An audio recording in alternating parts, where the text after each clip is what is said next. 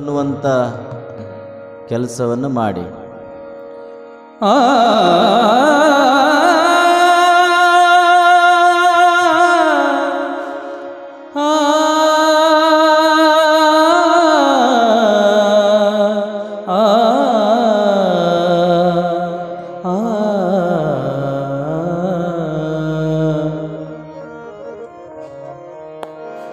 ಶಿವನ ಕಲ್ಯಾಣ ಭುವನ ಕಲ್ಯಾಣ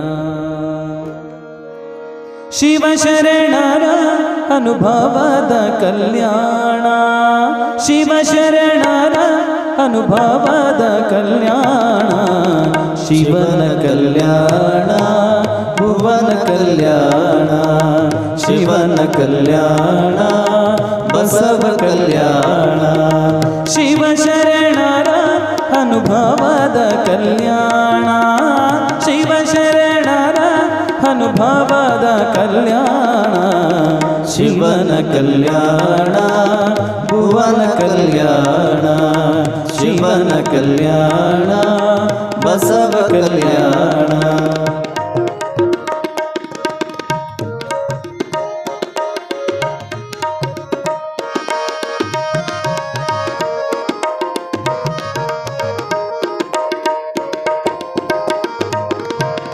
ಹರ ಭಕ್ತ ಹರಣಯ್ಯ ಮಾದರ ಚೆನ್ನಯ್ಯ ಹರ ಭಕ್ತ ಹರಳಯ್ಯ ಮಾದರ ಚೆನ್ನಯ್ಯ ಅಂಬಿಗರ ಚೌಡಯ್ಯ ಮೆರೆದ ಕಲ್ಯಾಣ ಅಂಬಿಗರ ಚೌಡಯ್ಯ ಮೆರೆದ ಕಲ್ಯಾಣ ಉಡುತಡಿ ಮಹಾದೇವಿ ಮಡಿವಾಳ ಮಾಚಯ್ಯ ಉಡುತಡಿ ಮಹಾದೇವಿ ಮಡಿವಾಳ ಮಾಚಯ್ಯ ಹಡಪದ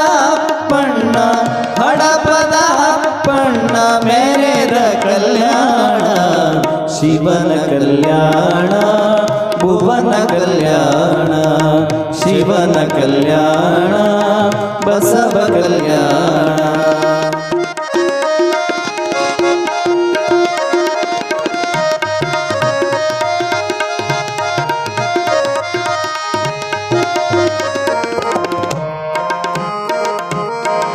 ನೂಲಿಯ ಚಂದಯ್ಯ ಡೋಹರ ಕಕ್ಕಯ್ಯ ನೂಲಿಯ ಚಂದಯ್ಯ ಡೋಹರ ಕಕ್ಕಯ್ಯ ನೂಲಿಯ ಚಂದಯ್ಯ ಡೋಹರ ಕಕ್ಕಯ್ಯ ನೂಲಿಯ ಚಂದಯ್ಯ ಡೋಹರ ಕಕ್ಕಯ್ಯ ಮೇದಾರ ಕೇತಯ್ಯ ಮೆರೆದ ಕಲ್ಯಾಣ ಮೇದಾರ ಕೇತಯ್ಯ ಮೆರೆದ ಕಲ್ಯಾಣ ಅಲ್ಲಮ ಪ್ರಭುದೇವ ಶಿವಯೋಗಿ ಸಿದ್ಧರಾಮ ಅಲ್ಲಮ ಪ್ರಭುದೇವ ಶಿವಯೋಗಿ ಸಿದ್ಧರಾಮ ಜಂಗಮರೆಲ್ಲರೂ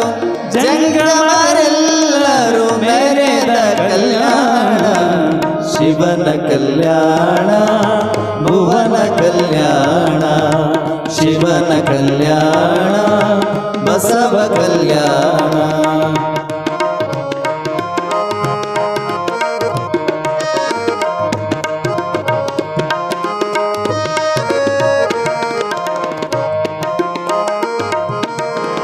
ಗಂಗಮ್ಮ ನೀಲಮ್ಮ ಮುಕ್ತಾಯಿ ನಾಗಾಯಿ ಗಂಗಮ್ಮ ನೀಲಮ್ಮ ಮುಕ್ತಾಯಿ ನಾಗಾಯಿ ಆಯ್ದ ಕಿಲಕಮ್ಮ ಮೆರೆದ ಕಲ್ಯಾಣ ಆಯ್ದ ಕಿಲಕಮ್ಮ ಮೆರೆದ ಕಲ್ಯಾಣ ಕಲ್ಯಾಣ ಬೆಳಗಿದ ಭಾಗ್ಯದ ಬಸವಣ್ಣ ಕಲ್ಯಾಣ ಬೆಳಗಿದ ಭಾಗ್ಯದ ಬಸವಣ್ಣ ಜ್ಞಾನಿ ಚನ್ನ ಬಸವಣ್ಣ ಮೆರೆದ ಕಲ್ಯಾಣ ಶಿವನ ಕಲ್ಯಾಣ ಭುವನ ಕಲ್ಯಾಣ ಶಿವನ ಕಲ್ಯಾಣ ಬಸವ ಕಲ್ಯಾಣ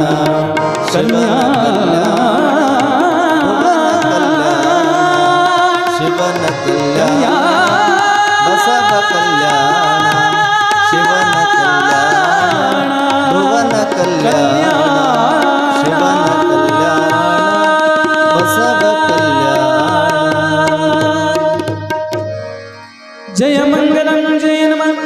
ಪರಾಪತೇ ಶಿವ ಹರ ಹರ ಮಹಾದೇವ ಜಗಜ್ಯೋತಿ ಬಸವೇಶ್ವರ ಮಹಾರಾಜ ಕಿ.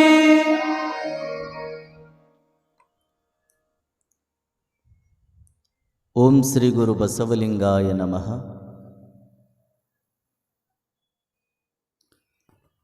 ಬಸವಣ್ಣನೇ ತಾಯಿ,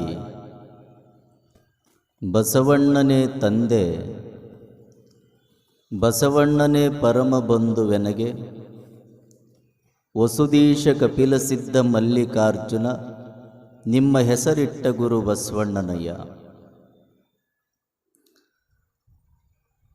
ಪ್ರಾತಸ್ಮರಣೀಯರಾದ ಬಸವಾದಿ ಪ್ರಮಥರನ್ನ ಸ್ಮರಿಸಿ, ಮಹಾಮಾನವತವಾದಿ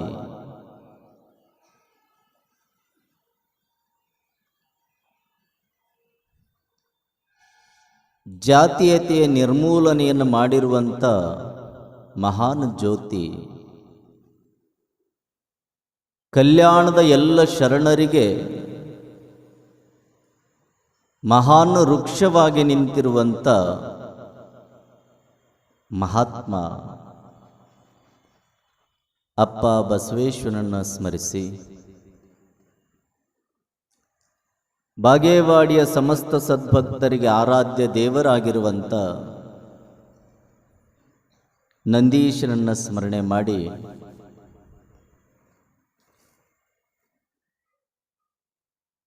ಶ್ರಾವಣ ಮಾಸದ ನಿಮಿತ್ತವಾಗಿ ಹಮ್ಮಿಕೊಂಡಿರುವಂಥ ಬಸವೇಶ್ವರರ ಆದಿಯಾಗಿ ಕಲ್ಯಾಣದ ಎಲ್ಲ ಶರಣರ ವಚನ ಚಿಂತನ ಪ್ರವಚನ ಕಾರ್ಯಕ್ರಮ. ಈ ಕಾರ್ಯಕ್ರಮದ ವೇದಿಕೆಯಲ್ಲಿ ದಿವ್ಯ ಸಾನ್ನಿಧ್ಯವನ್ನು ವಹಿಸಿಕೊಂಡಿರುವಂಥ ಪರಮ ಪೂಜ್ಯರು, ಸರಳ ಹೃದಯದ ಸಜ್ಜನಿಕೆಯ ಸ್ವಭಾವದವರಾಗಿರುವಂಥ ಶ್ರೀಮನ್ ನಿರಂಜನ ಪ್ರಣಮ ಸ್ವರೂಪ ಸಿದ್ಧಲಿಂಗ ಮಹಾಸ್ವಾಮಿಗಳವರ ಪಾದ ಪದ್ಮಗಳಿಗೆ ಭಕ್ತಿಯ ಪ್ರಣಾಮವನ್ನು ಸಮರ್ಪಣೆ ಮಾಡಿ,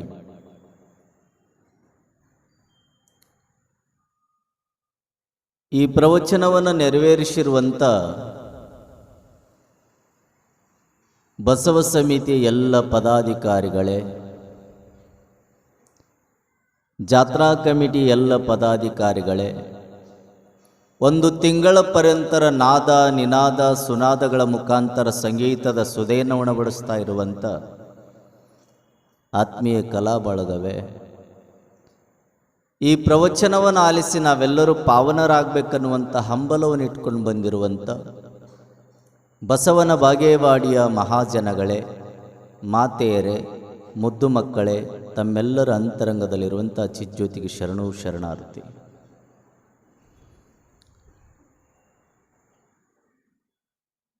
ದಿನನಿತ್ಯ ಕಲ್ಯಾಣದ ಶರಣರ ವಚನಗಳನ್ನು ಮೂಲವಾಗಿಟ್ಟುಕೊಂಡು ಒಂದೊಂದು ವಿಚಾರವನ್ನು ನಾವೆಲ್ಲ ಚಿಂತನೆ ಮಾಡ್ತಾ ಇದ್ದೇವೆ. ನಿನ್ನೆ ದೇವಲೋಕ ಎಲ್ಲಿದೆ, ಮರ್ತ್ಯಲೋಕ ಎಲ್ಲಿದೆ, ಸ್ವರ್ಗ ಎಲ್ಲಿದೆ, ನರಕ ಎಲ್ಲಿದೆ ಅನ್ನುವಂಥದ್ದನ್ನು ಕುರಿತು ಚಿಂತನೆ ಮಾಡಿದೆ. ಸ್ವರ್ಗ ಅಂದರೆ ಬೇರೆ ಎಲ್ಲೂ ಇಲ್ಲ, ನಾವಿರುವಂಥ ಸ್ಥಳವನ್ನೇ ಸ್ವರ್ಗವನ್ನಾಗಿ ಮಾಡಿಕೊಳ್ಳಬಹುದು. ಆ ಸ್ಥಳವನ್ನು ಸ್ವರ್ಗವನ್ನಾಗಿ ಮಾಡಿಕೊಳ್ಳಬಹುದು ಅಂತ ತಿಳ್ಕೊಂಡು ಬಸವಣ್ಣವರು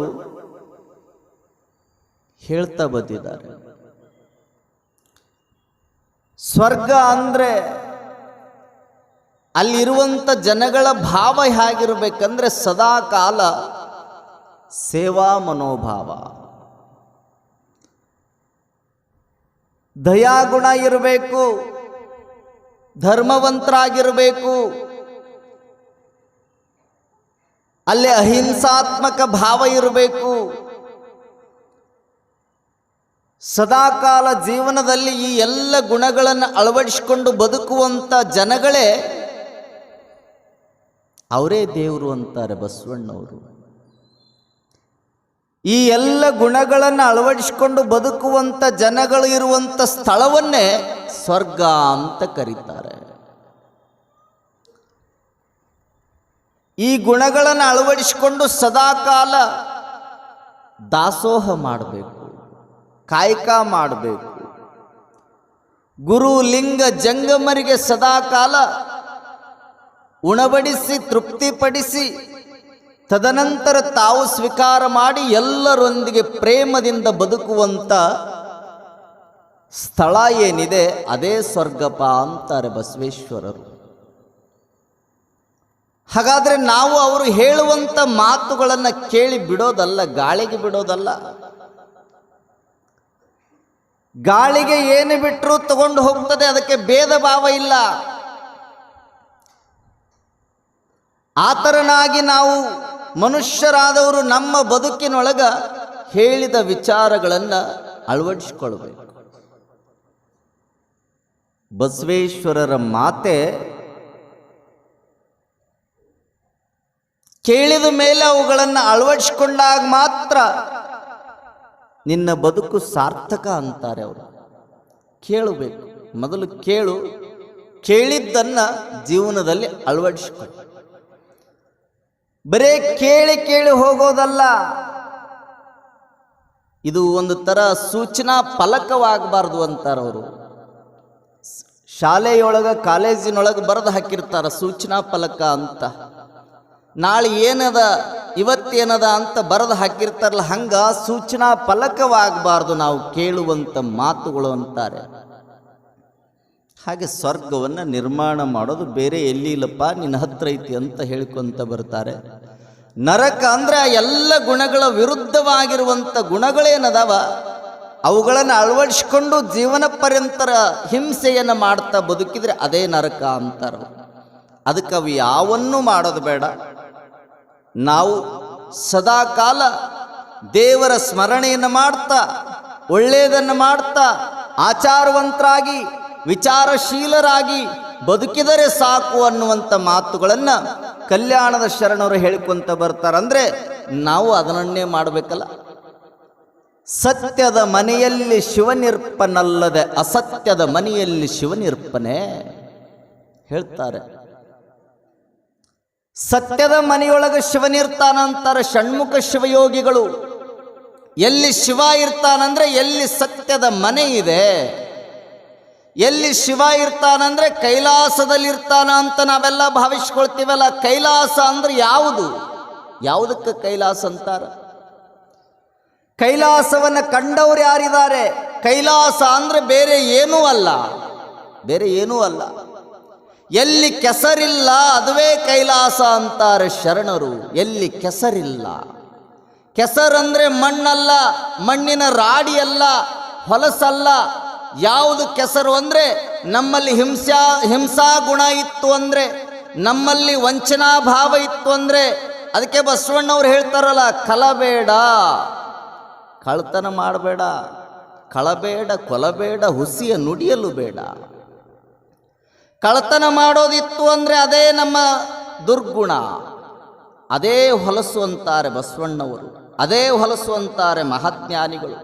ಹಾಗಾಗಿ ನಮ್ಮಲ್ಲಿ ಯಾವ ಗುಣ ಇರಬೇಕು ಅಂದರೆ ಒಳ್ಳೆಯ ಗುಣ ಇರಬೇಕು. ದೇವರು ಎಲ್ಲಿರ್ತಾನಂದರೆ ಒಳ್ಳೆಯ ಗುಣ ಯಾರಲ್ಲಿ ಇರ್ತದೆ ಅವರ ಹತ್ರ ಇರ್ತಾನೆ. ಹಾಗಾದ್ರೆ ಅವರು ಎಲ್ಲಿ ದೇವರನ್ನು ಹುಡುಕೋದು ಬೇಡ ಅಂತಾರೆ ಎಲ್ಲ ಶರಣರು. ದೇವರನ್ನು ಹುಡುಕೋದು ಬೇಡ. ಎಲ್ಲಿ ದೇವರು ಇರ್ತಾರಂದ್ರೆ ಯಾರಲ್ಲಿ ಸತ್ಯ ಗುಣ ಇರ್ತದೆ, ಯಾರಲ್ಲಿ ಅಹಿಂಸಾತ್ಮಕ ಭಾವ ಇರ್ತದೆ, ಯಾರಲ್ಲಿ ಕಾಯಕವನ್ನು ಮಾಡಿ ದಾಸೋಹ ಮಾಡಿ ಗುರುಲಿಂಗ ಜಂಗಮರನ ತೃಪ್ತಿಪಡಿಸಬೇಕನ್ನುವಂಥ ಭಾವ ಇರ್ತದಲ್ಲ, ಅವರ ಹೃದಯದಲ್ಲಿ ಭಗವಂತ ಇರ್ತಾನೆ ಅಂತಾರೆ ಜ್ಞಾನಿಗಳು. ದೇವ್ರು ಎಲ್ಲಿ ಇಲ್ಲಪ್ಪ, ಅಲ್ಲೇ ಅದಾನ. ದೇವ್ರು ಎಲ್ಲಿದಾನ? ನಿಮ್ಮ ಹೃದಯದಲ್ಲಿ ಅದಾನ. ನಿಮ್ಮನ್ನು ಬಿಟ್ಟು ದೇವರಿಲ್ಲ. ನಿನ್ನ ನೀನು ಅರಿತೆ ಅಂದ್ರೆ ನೀನೇ ದೇವರು ಅಂತಾರೆ ಶರಣರು. ತನ್ನ ತಾನು ಅರಿತೊಡೆ ತಾನೇ ದೇವರು ನೋಡ. ನಿನ್ನ ನೀ ಅರಿಬೇಕು ಅಂತ ಬಹಳ ಜನರಿಗೆ ಈ ಭೂಮಿಯ ಮೇಲೆ ಬಹಳಷ್ಟು ಜನರಿಗೆ ಒಂದು ಗೊಂದಲ ಇದೆ. ಒಂದು ಗೊಂದಲ ಇದೆ. ಏನು ಅಂದರೆ ದೇವರು ಅದಾನ ಇಲ್ಲ. ನಾ ಕೇಳ್ತೀನಿ, ಇವತ್ತು ದೇವರನ್ನು ಕುರಿತು ಚಿಂತನೆ ಮಾಡ್ತೀನಿ. ಬಸವಣ್ಣವರ ಅಭಿಪ್ರಾಯದಂತೆ, ಕಲ್ಯಾಣದ ಶರಣರ ಅಭಿಪ್ರಾಯದಂತೆ ದೇವರು ಎಲ್ಲಿದಾನಂದ್ರೆ ದೇವರು ಎಲ್ಲಿ ಇಲ್ಲ, ನಿನ್ನೊಳಗನೇ ಭಗವಂತ ಇದ್ದಾನೆ ಅಂತಾರವರು. ಅದು ಹೇಗಿದಾನಂದ್ರೆ ಬಸವಣ್ಣವರು ಮುಂದೆ ಹೇಳ್ತೀನಿ. ನಿಮ್ಮನ್ನ ಕೇಳ್ತೀನಿ ನಾನು, ದೇವರು ಅದಾನ ಇಲ್ಲ? ಅದಾನಿಲ್ರಿ, ಅದಾನಿಲ್ರಿ, ಅದಾನ ತೋರಿಸ್ರೆಗರ, ಅದಾನಿಲ್ರಿ, ಅದಾನ. ಬಹಳಷ್ಟು ಜನಗಳಂತಾರ ದೇವರು ಇಲ್ಲ, ಕೆಲವಿಷ್ಟು ಜನಗಳು ಅಂತಾರ ದೇವರು ಅದಾನ ಅಂತಾರ. ಹಾಗಾದ್ರೆ ಇಲ್ಲ ಅಂದವ್ರಿಗಿಲ್ಲ, ಅದಾನ ಅಂದವ್ರಿಗೆ ಅದಾನ. ಅವರವರ ಭಾವಕ್ಕೆ ಅವರವರ ಭಕ್ತಿಗೆ ಇರುತ್ತೀಯನು ಶಿವಯೋಗಿ ಅಂತಾರ. ಅವರ ಭಾವ ಹೇಗಿರ್ತದೆ, ಅವರ ಭಕ್ತಿ ಹೇಗಿರ್ತದೆ, ಹಾಗೆ ಶಿವ ಇರ್ತಾನ ಅಂತ ತಿಳ್ಕೊಂಡು ಹೇಳ್ತಾರಲ್ಲ. ನಾವೆಲ್ಲರೂ ಅರ್ಥ ಮಾಡಿಕೊಳ್ಬೇಕು, ಶಿವನಿರ್ಲಾರ್ದೆ ಈ ಜಗತ್ತಿನ ಪ್ರತಿಯೊಂದು ಜೀವರಾಶಿಯೂ ಚಲಿಸೋದಿಲ್ಲ. ಶಿವನಿದ್ದಾಗಲೇ, ಭಗವಂತ ಇದ್ದಾಗಲೇ ಎಲ್ಲ ಕಾರ್ಯಗಳು ನಡೀತವೆ. ಅದಕ್ಕೆ ದೇವರಿಲ್ಲ ಅನ್ನಬಾರ್ದು. ದೆವ್ವದವ ಇಲ್ರಿ, ದೆವ್ವದವ ಅದಾವ? ಸ್ವಲ್ಪ ಹೇಳ್ರಿ, ಅದಾವ ಇಲ್ಲ? ಅದಾವ? ಹಾಗಾದ್ರೆ ದೇವ್ರದಾನ. ದೇವ್ರು ಇಲ್ಲ ಅಂದ್ರೆ ದೆವ್ವಿಲ್ಲ, ದೆವ್ವ ಅದಾವ ಅಂದ್ರೆ ದೇವ್ರದಾನ. ದೇವರು ಅನ್ನುವಂಥ 3 ಅಕ್ಷರದ ಪದ. ದೇವರು ಹೇಗದಾನ? ನಮ್ಮ ಕಣ್ಣಿಗೆ ಕಾಣ್ತಾನೇನು? ನಮ್ಮ ಕಣ್ಣಿಗೆ ಕಾಣ್ತಾನೇನು ದೇವರು ಅಂದ್ರೆ? ದೇವರು ಅನ್ನುವಂಥ ಪದದಲ್ಲಿ ಒಂದು ಅರ್ಥವನ್ನು ಕೊಟ್ಟಿದೆ, ಒಂದು ಅರ್ಥ ಇದೆ, ಅಡಗಿಕೊಂಡಿದೆ ಅರ್ಥ. ದೇ ಅಂದ್ರೆ ದೇಹವಲ್ಲದ, ರು ಅಂದ್ರೆ ರೂಪವಲ್ಲದ, ವ ಅಂದ್ರೆ ವರ್ಣವಲ್ಲದ. ದೇಹವಲ್ಲದ, ರೂಪವಲ್ಲದ, ವರ್ಣವಲ್ಲದ ಶಕ್ತಿ ಏನದಲ್ಲ, ಆ ಚೈತನ್ಯ ಶಕ್ತಿಯೇ ಈ ದೇವರು ಅಂತಾರೆ ಶರಣರು. ಚೈತನ್ಯ ಶಕ್ತಿಯನ್ನು ಬಿಟ್ಟು ಮತ್ತೊಂದಿಲ್ಲ. ಅದಕ್ಕೆ ದೇವ್ರಿಲ್ಲ ಅನ್ನಬಾರದು, ದೇವ್ರದಾನ. ಈ ಕರೆಂಟ್ ಐತ ಇಲ್ರಿ, ಇಲ್ಲೆಲ್ಲ ಲೈಟ್ಗಳನ್ನು ಹಚ್ಚಿರಲ್ಲ, ಬಣ್ಣ ಬಣ್ಣದ ಲೈಟ್ಗಳು. ನೀವೆಲ್ಲ ದೀಪಾವಳಿ ಸಂದರ್ಭದಲ್ಲಿ, ಗಣೇಶ ಚತುರ್ಥಿಯ ಸಂದರ್ಭದಲ್ಲಿ, ಒಟ್ಟು ದೊಡ್ಡ ದೊಡ್ಡ ಮನೆಯೊಳಗೆ ಫಂಕ್ಷನ್ಗಳನ್ನು, ಕಾರ್ಯಕ್ರಮಗಳನ್ನು ಹಮ್ಮಿಕೊಂಡಾಗ ಲೈಟ್ಗಳನ್ನು ಹಾಕಿರ್ತೀರಿ, ಬಣ್ಣ ಬಣ್ಣದ ಲೈಟ್ಗಳನ್ನು. ಆ ಬಣ್ಣ ಬಣ್ಣದ ಲೈಟ್ಗಳು ಹತ್ತಬೇಕಾದ್ರೆ ಏನು ಬೇಕ್ರಿ? ಏನು ಬೇಕು? ಇವತ್ತು ನಾವು ಒಂದಿಟ್ಟು ಕೇಳ್ತೀನಿ, ಏನು ಬೇಕು? ಲೈಟ್ ಬೇಕು. ಲೈಟ್ ನಿಮ್ಮ ಮನೆಯೊಳಗೆ ಅದಾವ, ಬಣ್ಣ ಬಣ್ಣದ ಲೈಟ್ಗಳದಾವ. ಆ ಲೈಟ್ಗಳನ್ನ ನಾವು ಹೋಲ್ಡರಿಗೆ ಹಾಕಿದ್ರು ಸಹಿತ ಆ ಲೈಟ್ ಹತ್ತಬೇಕಾದ್ರೆ ಏನು ಬೇಕು? ಕರೆಂಟ್ ಬೇಕು. ಕರೆಂಟ್ ಬೇಕು. ಕರೆಂಟ್ ಇದ್ದಾಗ ಮಾತ್ರ ಲೈಟ್ಗಳು ಹತ್ತಿದಾಗ ಕರೆಂಟ್ ಐತೆ ಅಂತೀವಿ ನಾವು. ಲೈಟ್ ಆರಿದು ಅಂದ್ರೆ ಕರೆಂಟ್ ಹೋಯ್ತು ಅಂತೀವಿ ನಾವು, ಲೈಟ್ ಹೋತ್ ಅನ್ನೋದಿಲ್ಲ. ಹಾಗಾದ್ರೆ ಕರೆಂಟ್ ಕಣ್ಣಿಗೆ ಕಾಣುತ್ತೆ? ಕಾಣುತ್ತನ್ರಿ? ಕಾಣೋದಿಲ್ಲ. ಆದ್ರೂ ಸಹಿತ ಕರೆಂಟನ್ನು ತೋರಿಸ್ರಿ ಅಂದ್ರೆ ತೋರ್ಸಾಕ್ ಬರ್ತೇನ್ರಿ? ತೋರ್ಸಾಕ್ ಬರ್ತೈತೆ? ತೋರಿಸ್ಬೋದು. ಎಲ್ಲಿ ವಯರ್ ಕಟ್ ಆಗಿರ್ತೈತಲ್ಲ, ಅವ ಯಾವ ತೋರಿಸಂತ ಅವನ ಕೈ ಹೋಗಿ ಇಡಿಸ್ರಿ, ಅಲ್ಲಿ ಐತೆ ಅನ್ನೋದು ಗೊತ್ತಾಗ್ಬಿಡ್ತೈತೆ. ಕರೆಂಟ್ ಕಾಣೋದಿಲ್ಲ. ಆದ್ರೆ ಕರೆಂಟ್ ಕಾಣೋದಿಲ್ಲ ಅಂತ ತಿಳ್ಕೊಂಡು ಕರೆಂಟ್ ಇಲ್ಲ ಅಂದ್ರೆ ಮನೆಯೊಳಗ ಬೆಳಕು ಬೀಳೋದಿಲ್ಲ, ಬೆಳಕು ಬೀಳೋದಿಲ್ಲ. ಹಂಗ ಜಗತ್ತು ಬೆಳಕಿನಿಂದ ಕೂಡಿದೆ ಅಂದ್ರೆ ಕರೆಂಟಿನಂತೆ ಕೆಲಸ ಮಾಡುವಂತ ಚೈತನ್ಯ ಶಕ್ತಿ ಯಾವುದು ಅಂದ್ರೆ ಅದು ಶಿವ, ಅದು ಭಗವಂತ, ಅದು ದೇವರು ಅನ್ನೋದು ಹೇಳಿಕೊಡ್ತಾರೆ ಮಹಾತ್ಮರು. ಅದೇ ದೇವರು. ನಿಮ್ಗೆಲ್ಲರಿಗೂ ಹೇಳೋದಂದ್ರೆ, ರಾತ್ರಿ ಸಂದರ್ಭದೊಳಗ ಹೊರಗಡೆ ಕುಳಿತಿರ್ತೀರಿ ಎಲ್ಲರೂ, ಆಕಾಶದೊಳಗೊಂದು ಚಕ್ ಚಕ್ ಚಕ್ ಚಕ್ ಚಕ್ ಲೈಟ್ ಹೊಡ್ಕೊಂತ ಹೋಗುತ್ತೆ ನೋಡ್ರಿ. ಏನು ಏನ್ರಿ? ವಿಮಾನ. ಆ ವಿಮಾನ ನಿಮ್ಮ ಕಣ್ಣಿಗೆ ಕಾಣುತ್ತಾ ಇಲ್ಲ? ಕಾಣುತ್ತದೆ. ವಿಮಾನ ಕಣ್ಣಿಗೆ ಕಾಣುತ್ತಾ ಅಂದ್ರೆ ವಿಮಾನ ಐತಿ ಅಂತ ನೀವು ಅನ್ಕೊಂತೀರಿ. ನಿಮ್ಮ ಲೆಕ್ಕ ಏನು ಅಂದ್ರೆ ಯಾವುದು ಕಣ್ಣಿಗೆ ಕಾಣುತ್ತೆ ಅದು ಇದೆ ಅಂತ ಭಾವ. ಯಾವುದು ಕಣ್ಣಿಗೆ ಕಾಣೋದಿಲ್ಲ ಅದು ಇಲ್ಲ ಅಂತ ನಿಮ್ಮೆಲ್ಲರ ಅಭಿಪ್ರಾಯ. ಹಾಗಾದ್ರೆ ವಿಮಾನ ಐತೆ? ಇಲ್ಲ, ವಿಮಾನ ಐತಿ. ಆ ವಿಮಾನ ಕಣ್ಣಿಗೆ ಕಾಣುತ್ತೆ, ಅದಕ್ಕೆ ನೀವು ಐತೆ ಅಂತೀರಿ. ಹಾಗಾದ್ರೆ ಆ ವಿಮಾನಿನೊಳಗ ವಿಮಾನನ ನಡೆಸುವಂತ ಡ್ರೈವರ್ ಅದಾನ? ಇಲ್ಲ, ಅದಾನಿಲ್ರಿ. ಅದಾನ. ವಿಮಾನನ ನಡೆಸುವಂತ ಡ್ರೈವರ್ ಇದ್ದಾಗ ಮಾತ್ರ ಆ ವಿಮಾನ ಮತ್ತೊಂದು ದೇಶಕ್ಕೆ ಹೋಗುತ್ತೆ, ಮತ್ತೊಂದು ರಾಜ್ಯಕ್ಕೆ ಹೋಗುತ್ತೆ. ಒಂದು ವೇಳೆ ಆ ಡ್ರೈವರ್ ಇರಲಿಲ್ಲ ಅಂದರೆ ವಿಮಾನ ಹಾರಾಟ ಮಾಡೋದಿಲ್ಲ, ವಿಮಾನ ಬೇರೆ ರಾಜ್ಯಕ್ಕೆ ಹೋಗೋದಿಲ್ಲ, ಬೇರೆ ದೇಶಕ್ಕೆ ಹೋಗೋದಿಲ್ಲ, ಮತ್ತೊಂದು ಕಡೆ ಚಲಾಯಿಸುವುದಿಲ್ಲ. ಹಾಗೆ ಹಂಗಾರೆ ವಿಮಾನವನ್ನು ನಡೆಸುವಂಥ ಡ್ರೈವರ್ ಅದಾನ ಅಂತಿರಲ್ಲ, ಹಾಗಾದ್ರೆ ಆ ವಿಮಾನವನ್ನು ನಡೆಸುವಂಥ ಡ್ರೈವರ್ ನನಗೆ ಈ ಸದ್ಯನೇ ತೋರಿಸು ಅಂದರೆ ತೋರ್ಸಕ್ಕಾಗೋದಿಲ್ಲ. ತೋರ್ಸಕ್ಕಾಗತ್ತ? ಹೋಗುವಂಥ ವಿಮಾನಿನಲ್ಲಿರುವಂಥ ಡ್ರೈವರ್ ನನ್ನ ತೋರ್ಸಕ್ಕಾಗೋದಿಲ್ಲ. ಆ ಡ್ರೈವರ್ನನ್ನು ನೀನು ನೋಡಬೇಕು ಅಂದರೆ ಎಲ್ಲಿ ವಿಮಾನ ಲ್ಯಾಂಡ್ ಆಗ್ತದೆ ಆ ವಿಮಾನ ನಿಲ್ದಾಣದಲ್ಲಿ ಹೋದಾಗ ಮಾತ್ರ ಆ ಡ್ರೈವರ್ ನಿಮ್ಮ ಕಣ್ಣಿಗೆ ಕಾಣ್ತಾನೆ.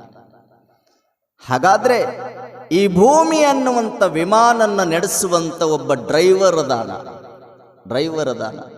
ಆ ಡ್ರೈವರ್ ಕಣ್ಣಿಗೆ ಕಾಣಬೇಕು ಅಂದರೆ, ಆ ಡ್ರೈವರ್ನನ್ನು ನೀವು ನೋಡಬೇಕು ಅಂದರೆ ನೀವು ಇಲ್ಲಿರುವಂಥ 2 ಮಠಗಳಲ್ಲಿರುವಂಥ ಸ್ವಾಮಿಗಳ ಹತ್ರ ಹೋದಾಗ ಆ ಡ್ರೈವರ್ ನಿಮ್ಮ ಕಣ್ಣಿಗೆ ಕಾಣಬಲ್ಲ. ಇಲ್ಲಿರುವಂಥ ನಂದೀಶ್ವರನ ದೇವಸ್ಥಾನಕ್ಕೆ ಹೋಗಿ ಭಕ್ತಿಯಿಂದ ನಮಸ್ಕಾರ ಮಾಡಿ ಕೈ ಮುಗಿದು ಪ್ರಾರ್ಥನೆಯನ್ನು ಮಾಡಿದಾಗ ನಿಮ್ಮ ಕಣ್ಣಿಗೆ ಆ ಡ್ರೈವರ್ ಗೋಚರಿಸಬಲ್ಲ. ಇಲ್ಲ ಅಂದರೆ ಗೋಚರಿಸಲಿಕ್ಕೆ ಆಗೋದೇ ಇಲ್ಲ. ಆತ ಕಾಣಬೇಕು ಅಂದರೆ ನಾವು ಧರ್ಮ ಕೇಂದ್ರಗಳು ಎಲ್ಲಿರ್ತಾವ, ಧರ್ಮ ಪೀಠಗಳು ಎಲ್ಲಿರ್ತಾವ, ಎಲ್ಲಿ ಭಯ ಭಕ್ತಿಯಿಂದ ತುಂಬಿಕೊಂಡಿರುವಂಥ ಸ್ಥಳಗಳಿರ್ತಾವ, ಅಲ್ಲಿ ಹೋದಾಗ ಆ ದೇವರು ಕಣ್ಣಿಗೆ ಕಾಣುತ್ತಾನೆ. ಅಲ್ಲಿಗೆ ಹೋಗಲಾರ್ದ ಬರೀ ತೋರಿಸು ಅಂದರೆ ತೋರ್ಸಕ್ಕಾಗೋದಿಲ್ಲ. ಹಾಗಾಗಿ ಈ ಜಗತ್ತಿನ ಎಲ್ಲ ಕಾರ್ಯಗಳು ನಡಿಬೇಕಾದ್ರೆ, ಆ ಕಾರ್ಯ ನಡಿಬೇಕಾದ್ರೆ, ಈ ಭೂಮಿ ಸುಂದರವಾಗಿ ಚಲಿಸಬೇಕಾದ್ರೆ, ಭೂಮಿಯಲ್ಲಿರುವಂಥ ಪ್ರತಿಯೊಂದು ಜೀವಿಯು ಸಹಿತ ಬದುಕಬೇಕಾದ್ರೆ ಅದಕ್ಕೆ ಮೂಲ ಶಕ್ತಿಯೇ ಆ ದೇವರು. ಆ ದೇವರನ್ನು ಬಿಟ್ಟು ಮತ್ತೊಂದಿಲ್ಲ. ಹಾಗಾದ್ರೆ ದೇವರು ಅಂದ್ರೆ ಎಷ್ಟು ಮಂದಿ ಅದಾರ್ರಿ? ಎಷ್ಟು ಮಂದಿ ದೇವರುಗಳಿದ್ದಾರೆ? 100 ಮಂದಿಯೋ 1000 ಮಂದಿಯೋ? ಎಷ್ಟು ಮಂದಿ ಅದಾರ? ದೇವರು 100 ಮಂದಿಗಳಿಲ್ಲ. ದೇವರು ಒಬ್ಬ, ಆತನೇ ಒಬ್ಬನೇ ದೇವರು. ಅದಕ್ಕೆ ಹೇಳ್ತಾರಲ್ಲ ಶರಣರು, ದೇವನೊಬ್ಬ ನಾಮ ಹಲವು. ಒಬ್ಬನೇ ದೇವರದಾರ. ಆ ದೇವರನ್ನ ನೀನು ನಂಬು. ಯಾವಾಗ ನೀನು ದೇವರನ್ನ ನಂಬಿ ಪೂಜೆ ಮಾಡ್ತೀಯೋ ಅವಾಗ ನೀನೇ ದೇವರಾಗಿ ಈ ಭೂಮಿಯ ಮೇಲೆ ಕಂಗೊಳಿಸ್ತೀಯಂತಾರೆ ಕಲ್ಯಾಣದ ಶರಣರು. ದೇವನು ಎಲ್ಲಿ ಹಯಂತಿಹನೆಂದು ಯಾರನ್ನು ಕೇಳದಿರೋ, ಕಣ್ಣು ಮುಂದೆಗೆ ಸುಳಿಯುವ ದೇವನ ಅರಿಯದೆ ಹುಡುಕದಿರೋ. ದೇವನು ಇರುವನೋ ಇಲ್ಲವೋ ಹೇಳು ನೀ.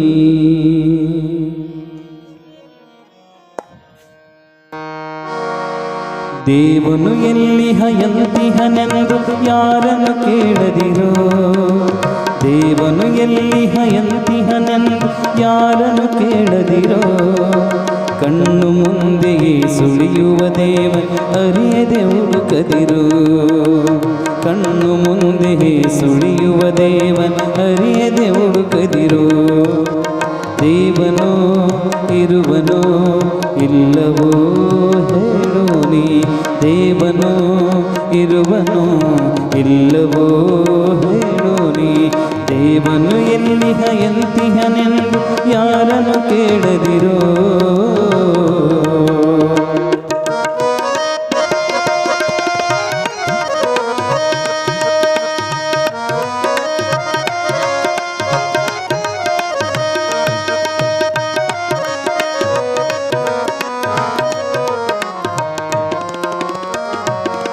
ಅಳುವ ಮಗುವಿನ ಕೆಂದುಟಿಯಲ್ಲಿ ದೇವರು ನಗುತ್ತಿಹನೋ. ಅಳುವ ಮಗುವಿನ ಕೆಂದುಟಿಯಲ್ಲಿ ದೇವರು ನಗುತ್ತಿಹನೋ. ಅರಳಿದ ಹೂಗಳ ಸೌಗಂಧದಲ್ಲಿ ಆ ಶಿವ ತುಂಬಿಹನೋ. ಹರಳಿದ ಹೂಗಳ ಸೌಗಂಧದಲ್ಲಿ ಆ ಶಿವ ತುಂಬಿಹನೋ. ಹರಿವ ನದಿಯಲ್ಲಿ ಸುರಿವ ಮಳೆಯಲ್ಲಿ ದೇವನು ಇರುತ್ತಿಹನೋ. ತರತರ ಮರಗಿಡ ಪಕ್ಷಿಗಳಲ್ಲಿ ತಾನೇ ನಿಂತಿಹನೋ. ದೇವನೋ ಇರುವನೋ ಇಲ್ಲವೋ ಹೇಳು ನೀ. ಇಲ್ಲವೋ ಹೇಳು ನೀ ದೇವನು ಇರುವನು ಎಂದಿಹನೆಂದು ಯಾರನ್ನು ಕೇಳದಿರೋ ಕಣ್ಣು ಮುಂದೆಯೇ ಸುಳಿಯುವ ದೇವ ಅರಿಯದೆ ಹುಡುಕದಿರೋ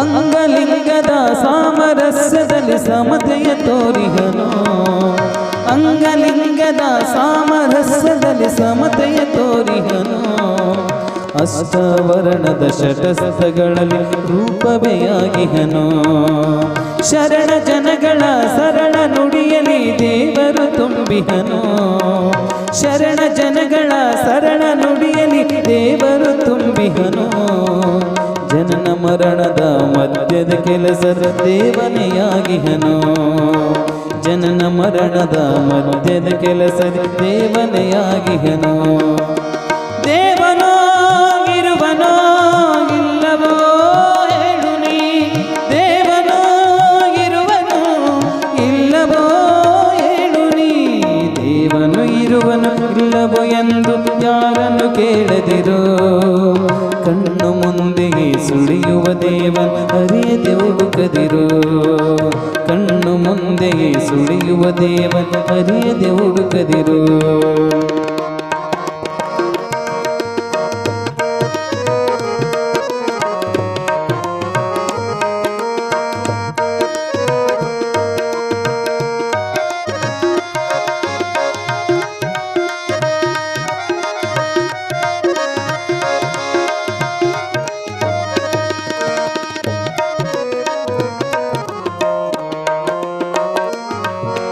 ಹೆಣ್ಣಿನ ಕಣ್ಣಿನ ಕಂಬನಿಯಲ್ಲಿ ದೇವರು ತುಂಬಿಹನು ಹೆಣ್ಣಿನ ಕಣ್ಣಿನ ಕಂಬನಿಯಲ್ಲಿ ದೇವರು ತುಂಬಿಹನು ಬಡವನ ದುಡಿಯುವ ಮನದಲ್ಲಿ ಶಕ್ತಿಯು ತಾನೇಯಾಗಿಹನು ಬಡವನ ದುಡಿಯುವ ಮನದಲ್ಲಿ ಶಕ್ತಿಯು ತಾನೇಯಾಗಿಹನು ಬೇಡವೋ ಜಗಳವೋ ದೇವರ ಹೆಸರಲಿ ಬೇಡವೋ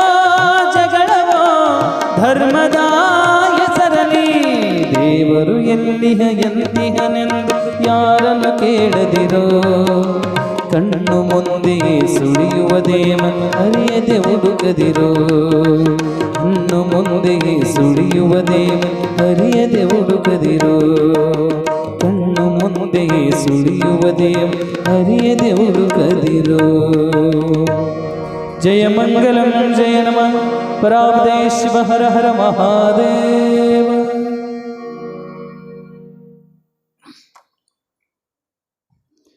ಸಾಂಬ ಜಯ ನಮಃ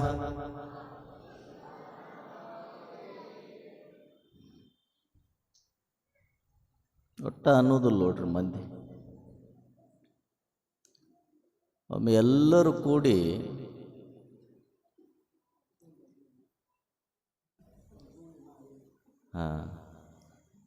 ಈ ಪಂಚಮಿ ಉಂಡಿ ಇನ್ನೂ ಆಗಿಲ್ಲನ್ರಿ ಎಲ್ಲರೂ ಕೂಡಿ ಈ ತಿರುಪತಿಗೆ ಹೊಂಟಿದ್ರು ತಿರುಪತಿಗೆ ಹೋಗಬೇಕಾದ್ರೆ ಊರಾಗಿನ ಮಂದಿ ವಯಸ್ಸಾದವರು ಎಲ್ಲರೂ ಸೇರಿ ಹೋಗಿ ಬರೋಣ ಒಂದು ಸಲ ಅಂತ ಹೊಂಟ್ರು ಹೋಗುವಾಗ ಎಲ್ಲರೂ ಹೆಣ್ಮಕ್ಳು ಒಂದು ಗಾಡ್ಯಾಗ ಗಂಡ್ಮಕ್ಳು ಒಂದು ಗಾಡ್ಯಾಗ ಕೂತ್ಕೊಂಡ್ರು ಈ ತಿರುಪತಿಗೆ ಹೋಗೋರು ಏನಂತಾರೆ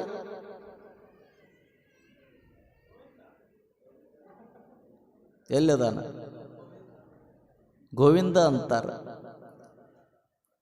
ತಿರುಪತಿಗೆ ಹೋಗೋರೆಲ್ಲರೂ ಗೋವಿಂದ ಗೋವಿಂದ ಗೋವಿಂದ ಅಂತಿದ್ರು ಹೆಣ್ಮಕ್ಳು ಇರುವಂಥ ಗಾಡಿ ಒಳಗೆ ಎಲ್ಲರೂ ಅಂತಿದ್ರು ಗೋವಿಂದ ಗೋವಿಂದ ಗೋವಿಂದ ಗೋವಿಂದ ಗೋವಿಂದ ಒಬ್ಬ ಹೆಣ್ಮಗಳು ಒಟ್ಟ ಅಂತಿದ್ದಿಲ್ಲ ಆಕೆ ಏನು ಹೇಳ್ತಿದ್ಲಂದ್ರೆ ಅವ್ರಂದಂಗ ಅಂತಿದ್ಲ ಆಕೆ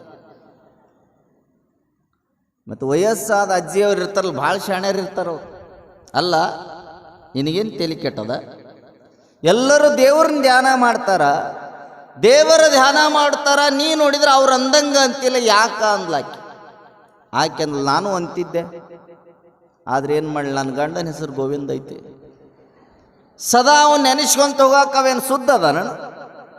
ಯಾವಾಗಲೂ ಕುಡ್ದು ಗಟ್ರ ದಂಡಿಗೆ ಮಲಗುತ್ತಾನೆ. ಅವನೇನು ನೆನೆಸ್ಲೆವ ಅಂದ್ಲ ಆಕೆ. ಮತ್ತೀಗ ನಾನು ಇಲ್ಲಿ ಸಾಂಬ ಜಯ ನಮ ಅಲ್ಲ ಅಂದ್ರ ನೀವು ಅಂತಿರ್ಬೋದು ಸ್ವಾಮಿಗಳು ಅಂದಂಗ ಅಂತ.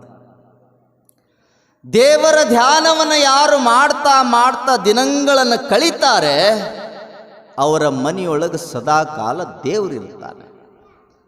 ಮನೆಯೊಳಗೆ ಅಷ್ಟೇ ಅಲ್ಲ, ಮನೆಯಲ್ಲಿ ಮನದಲ್ಲಿ ಕೂಡ ದೇವರ ನೆಲೆ ಮಾಡ್ತಾನಂತೆ. ನಿಮ್ಮೂರಾಗ ಭಾಳ ಮಂದಿ ಡಾಕ್ಟರ್ಸ್ ಅದಾರ. ಇವತ್ತು ಬಂದಾರ ನೋಡ್ರಿ ಅವರು.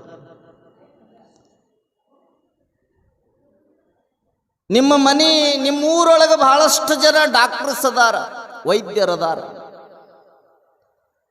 ವೈದ್ಯರೇನಾದರೂ ನಿಮ್ಮ ಮನೆಗೆ ಬಂದು ನಿಮಗೆ ಆರಾಮ ತಪ್ಪಿದಾಗ ಅಲ್ಲೇ ನಿಮ್ಗೆ ಚೆಕ್ ಮಾಡಿ ಎಲ್ಲ ರೀತಿಯಿಂದ ನೋಡಿ ಬಿಟ್ಟ ಮೇಲೆ ಔಷಧಿಗಳನ್ನು ಕೊಟ್ಟು ಅವ್ರ ಬ್ಯಾಗ್ ತಗೊಂಡು ತಮ್ಮ ಆಸ್ಪತ್ರೆಗೆ ಬರ್ತಾರಲ್ಲ. ಮತ್ತೆ ಕೆಲವಿಷ್ಟು ಮಂದಿ ಡಾಕ್ಟರ್ ಎಲ್ಲಿರ್ತಾರ ಅಲ್ಲಿಗೆ ಹೋಗ್ತಾರ. ಕಾರಣ ಏನ್ರಿ? ಕೆಲವಿಷ್ಟು ಡಾಕ್ಟರ್ಗಳು ಮನೆಗೆ ಬಂದು ಚೆಕ್ ಮಾಡಿ ಹೋಗ್ತಾರ. ಜನಗಳಿದ್ದಲ್ಲಿಗೆ ಡಾಕ್ಟರ್ಗಳು ಬರ್ತಾರ. ಕೆಲವಿಷ್ಟು ಜನಗಳು ಡಾಕ್ಟರ್ ಇದ್ದಲ್ಲಿಗೆ ಹೋಗ್ತಾರ. ಕಾರಣ ಏನು? ಅಲ್ಲಿ ಒಂದೇ ಒಂದು ಸಂಪತ್ತು.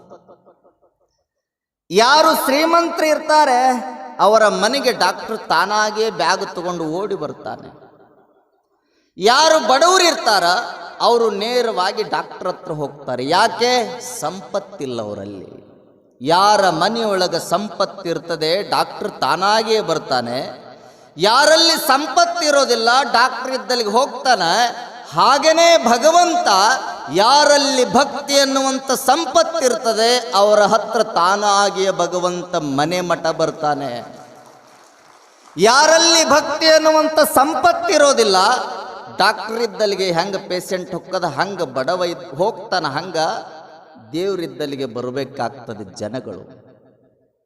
ನಾವು ಡಾಕ್ಟರ್ ಇದ್ದಲ್ಲಿಗೆ ನಾವು ಹೋಗೋದಲ್ಲ, ನಾವಿದ್ದಲ್ಲಿಗೆ ಡಾಕ್ಟರ್ಗಳನ್ನು ಕರೆಸ್ಕೊಳ್ಬೇಕಲ್ಲ. ಅಂದರೆ ಸಂಪತ್ತು ಬೇಕಲ್ಲ. ಹಂಗ ಭಗವಂತ ಅನ್ನುವಂಥ ಡಾಕ್ಟರ್ ನಮ್ಮ ಹತ್ರ ಬರಬೇಕಾದ್ರೆ ಭಕ್ತಿ ಅನ್ನುವಂಥ ಸಂಪತ್ತಿರಬೇಕು.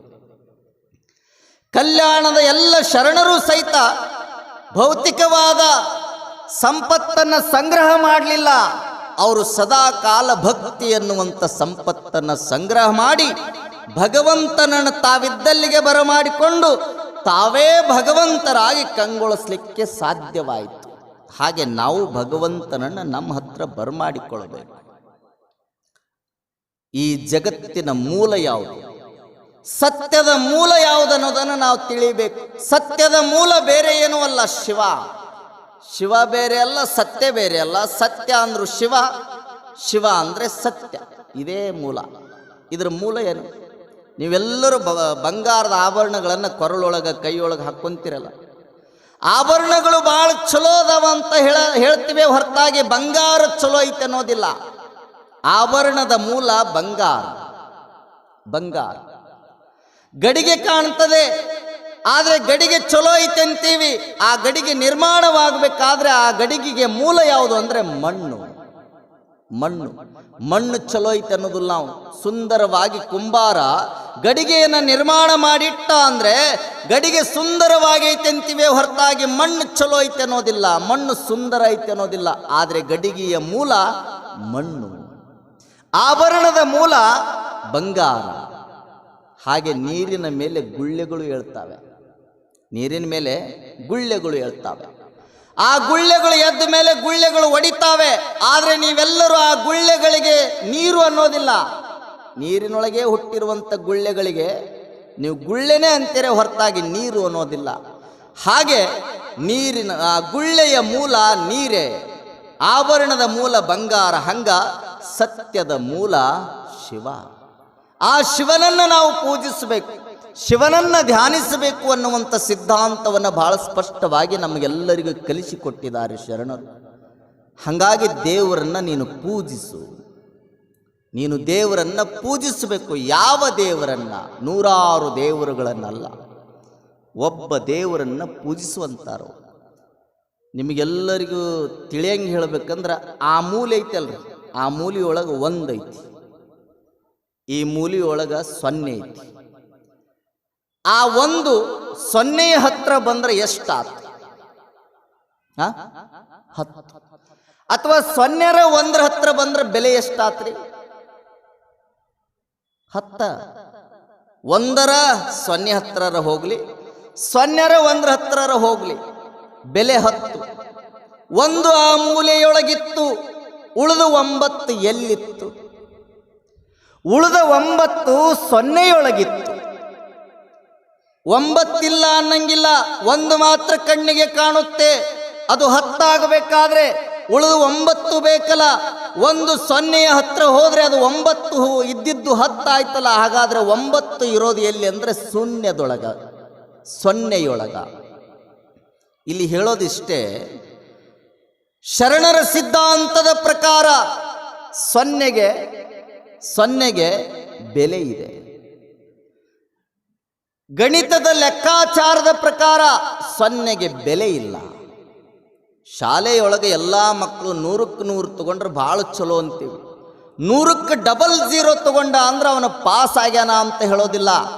0ಗೆ ಬೆಲೆನೇ ಇಲ್ಲ ಗಣಿತದ ಲೆಕ್ಕಾಚಾರದ ಪ್ರಕಾರ. ಅದಕ್ಕೆ 0ಯಿಂದ 0ಯನ್ನು ಭಾಗಿಸಿದರೆ ಬರುವ ಉತ್ತರ 0, 0ಯಿಂದ 0ಯನ್ನು ಕೂಡಿಸಿದರೆ ಬರುವ ಉತ್ತರ 0, 0ಯಿಂದ 0ಯನ್ನು ಗುಣಿಸಿದರೆ ಬರುವ ಉತ್ತರ 0. ಇದು ಗಣಿತದ ಲೆಕ್ಕಾಚಾರದ ಪ್ರಕಾರ. ಶರಣರ ಸಿದ್ಧಾಂತದ ಪ್ರಕಾರ 0ಗೆ ಬೆಲೆ ಇದೆ ಅಂತಾರ. ಎಲ್ಲದಕ್ಕೂ ಕಾರಣ ಶೂನ್ಯ ಅನ್ನುವಂಥ ಸಿದ್ಧಾಂತವನ್ನ, 0ಗೆ ಬೆಲೆ ಇದೆ ಅನ್ನುವಂಥದ್ದನ್ನು ಹೇಳಿಕೊಟ್ಟಿದ್ದು ಯಾರು ಅಂದರೆ 12ನೇ ಶತಮಾನದ ಬಸವಾದಿ ಶಿವಶರಣರು ಅನ್ನುವಂಥದ್ದನ್ನು ನಾವೆಲ್ಲರೂ ಅರ್ಥ ಮಾಡಿಕೊಳ್ಳಬೇಕು. ಶೂನ್ಯಗೆ ಬೆಲೆಯನ್ನು ತಂದು ಕೊಟ್ಟವರು. ಶೂನ್ಯ ಅಂದರೆ ಎಲ್ಲ ಇರ್ತದೆ, ಇರದಂತೆ ಇರುತ್ತದೆ, ಎಲ್ಲವನ್ನು ಅಡಗಿಕೊಂಡಿರ್ತಾವೆ. ಎದ್ರೊಳಗಂದ್ರೆ ಶೂನ್ಯದೊಳಗ. ಹಾಗೆ ನಾವೆಲ್ಲರೂ ಅದಿವೆಲ್ಲ ಶೂನ್ಯ ಇದ್ದಂಗ, 0 ಇದ್ದಂಗ. ನಾವೆಲ್ಲರೂ ಬೆಲೆಯನ್ನು ತಂದುಕೊಳ್ಬೇಕು ಅಂದರೆ ಆ ಮೂಲೆಯೊಳಗಿರುವಂಥ ಒಂದೇನೈತಲ್ಲ, 0 ಹತ್ರ ಬಂದ್ರೆ 10 ಆಕತ್ತಲ್ಲ. ಹಾಗೆ ನಾವೆಲ್ಲ ಮಾನವರು ನಾವು ಬೆಲೆಯನ್ನು ತಂದುಕೊಳ್ಬೇಕು ನಮ್ಮ ಬದುಕಿಗೆ. ಅಂದರೆ ಬೇರೆ ನೂರಾರು ದೇವರುಗಳನ್ನು ಬೆನ್ನು ಹತ್ತೋದು ಬೇಡ. ನಂದೀಶ ಇಲ್ಲ ಬಸವ ಅನ್ನುವಂಥ ಒಬ್ಬನನ್ನು ನಂಬಿ ಬಿಟ್ರೆ ಸಾಕು, ಆ ಭಗವಂತ ಎಲ್ಲವನ್ನು ನಮಗೆ ಕೊಡ್ತಾನೆ ಅನ್ನುವಂಥದ್ದು ನಮಗೆ ತಿಳಿದು ಬರಬೇಕು. ಅದಕ್ಕೆ ಒಬ್ಬ ದೇವರನ್ನ ನಂಬು, ಒಬ್ಬರನ್ನ ನಂಬು. ಬಸವಣ್ಣವರು ಚಿಕ್ಕ ವಯಸ್ಸಿನೊಳಗ ಅಂಗಳದಲ್ಲಿ ಆಟ ಆಡ್ತಾ ಇದ್ರು. ಅಂಗಳದಲ್ಲಿ ಆಟ ಆಡ್ತಾ ಇದ್ರು. ಬಸವಣ್ಣರ ತಂದೆಯಾಗಿರುವಂಥ ಮಾದರಸ ಪ್ರತಿನಿತ್ಯ ಬೆಳಗ್ಗೆ 5 ಗಂಟೆಗೆ ಹೇಳ್ತಿದ್ದ. ಸ್ನಾನ ಪೂಜಾದಿಗಳನ್ನು ಮುಗಿಸ್ಕೊಂಡು ಊರಾಗಿರುವ ಎಲ್ಲ ದೇವರುಗಳನ್ನು ಸುತ್ತ ಹಾಕಿಕೊಂಡು ಬರ್ತಿದ್ದ. ಒಂದು ದಿನ ಬಸವಣ್ಣ ನೀರು ಕುಡಿಬೇಕು ಅಂತ ತಾಯಿಗೆ ಕೇಳ್ತಾನೆ. ಅಮ್ಮ, ನನಗೆ ನೀರಡಿಕೆಯಾಗಿದೆ, ನೀರಿನ ದಾಹ ಆಗಿದೆ, ದಯವಿಟ್ಟು ನೀರು ಕೊಡಮ್ಮ. ಅವಾಗ ತಾಯಿ ಹೇಳ್ತಾಳೆ, ಇಲ್ಲಪ್ಪ ನಿಮ್ಮಪ್ಪ ಪೂಜೆ ಮಾಡಬೇಕಲ್ಲ, ಮೀಸಲದ ನೀರದವಲ್ಲ, ಪೂಜೆ ಮಾಡಬೇಕು, ಆಮೇಲೆ ನೀರು ಕುಡಿಬೇಕು ಅಂದಾಗ ಏನು ಮಾಡೋದು ಅಂತ ಸಿಟ್ಟಿಗೆ ಬರಲಿಲ್ಲ. ಆಯ್ತು ಬಿಡು ಅಂತ ಹೊರಗೆ ಬಂದ ಅಂಗಳದೊಳಗ ಸಣ್ಣ ಸಣ್ಣ ಸಣ್ಣ ಸಣ್ಣ ತೆಗ್ಗುಗಳನ್ನು ತೋಡ್ತಿದ್ದ. ಸಣ್ಣ ತೆಗ್ಗುಗಳನ್ನು ತೋಡ್ತಿದ್ದ. ತೋಡುವಾಗ ಮಾದರಸ ಎಲ್ಲ ದೇವರುಗಳನ್ನು ಅಡ್ಡಾಡಿ ಊರಾಗಿರುವಂಥ ದೇವರುಗಳನ್ನು ಸುತ್ತಿ ಹಾಕಿ ಅಂಗಳಕ್ಕೆ ಬರ್ತಾನೆ. ಅಗ್ರಹಾರದ ಹತ್ರ ಬಂದು ಮನೆಯೊಳಗೆ ಹೋಗಬೇಕಾದ್ರೆ ಬಸವಣ್ಣನನ್ನು ನೋಡ್ತಾನೆ. ಬಸವರಸ, ಏನು ಮಾಡಾಕತ್ತೀಯಪ್ಪ? ಏನಿಲ್ಲಪ್ಪ, ನನಗೆ ನೀರಡಿಕೆ ಆಗಿತ್ತು, ನೀರಿನ ದಾಹ ಆಗಿತ್ತು, ಅದಕ್ಕಾಗಿ ನೀರು ಕುಡಿಬೇಕು ಅಂತ ತಿಳ್ಕೊಂಡು ಸಣ್ಣ ಸಣ್ಣ ಬಾವಿಗಳನ್ನು ತೋಡಾಕತ್ತೀನಿ ಅಂತ ನಾಥ. ಬಸವಣ್ಣಗ ತಂದೆಯಾಗಿರುವಂಥ ಮಾದರಸ ಅಂತಾನೆ, ಏನೋ ಹುಚ್ಚ, ಸಣ್ಣ ಸಣ್ಣ ಬಾವಿಗಳನ್ನು ತೋಡಿದರೆ ನೀರಿನ ದಾಹ ಹಿಂಗ್ತದೇನು ಅಥವಾ ನೀರಿನ ದಾಹ ಹೋಗ್ತದೇನು? ನೀರು ಬೇಕು ಅಂದರೆ ಸಣ್ಣ ಬಾವಿಗಳನ್ನು ತೋಡಿದ್ರಲ್ಲ, ಒಂದೇ ಬಾವಿಯನ್ನು ಆಳವಾಗಿ ತೋಡಿದರೆ ನೀರು ಬರ್ತೈತಪ್ಪ. ಅವಾಗ ನೀರು ಕುಡಿದಾಗ ನಮಗೆ ತೃಪ್ತಿ ಆಗ್ತದಪ್ಪ. ಹಾಗೆ ಒಂದೇ ಬಾವಿಯನ್ನು ತೋಡಬೇಕೆ ಹೊರತಾಗಿ ಗೇಣು ಚೋಟು ಸಣ್ಣ ಸಣ್ಣ ಬಾವಿಗಳನ್ನು ತೋಡಿದರೆ ನೀರು ಬರೋದಿಲ್ಲ ಅಂತಾರೆ ಬಸವಣ್ಣವರಿಗೆ ತಂದೆ.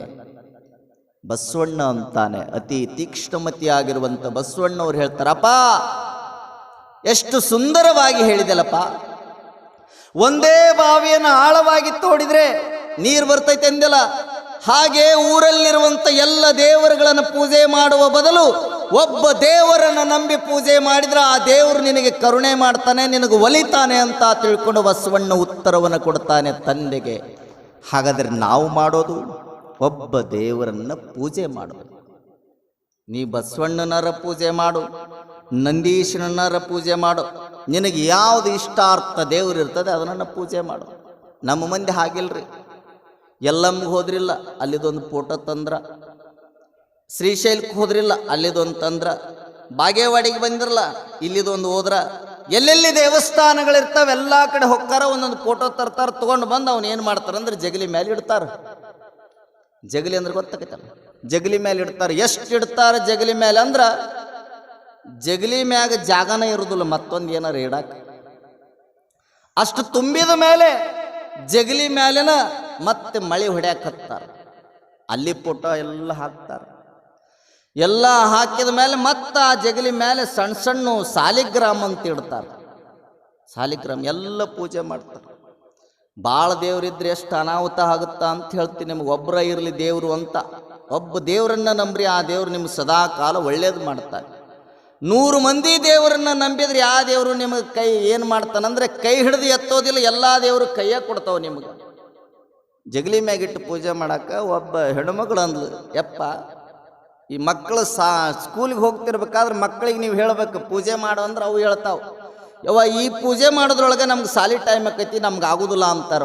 ಒಂದೇ ಫೋಟೋ ಇರಲಿ, ಭಾಳ ಭಕ್ತಿಯಿಂದ ಶ್ರದ್ಧಾ ಮನೋಭಾವದಿಂದ ಪೂಜೆ ಮಾಡ್ತಾವೆ ಹುಡುಗರು.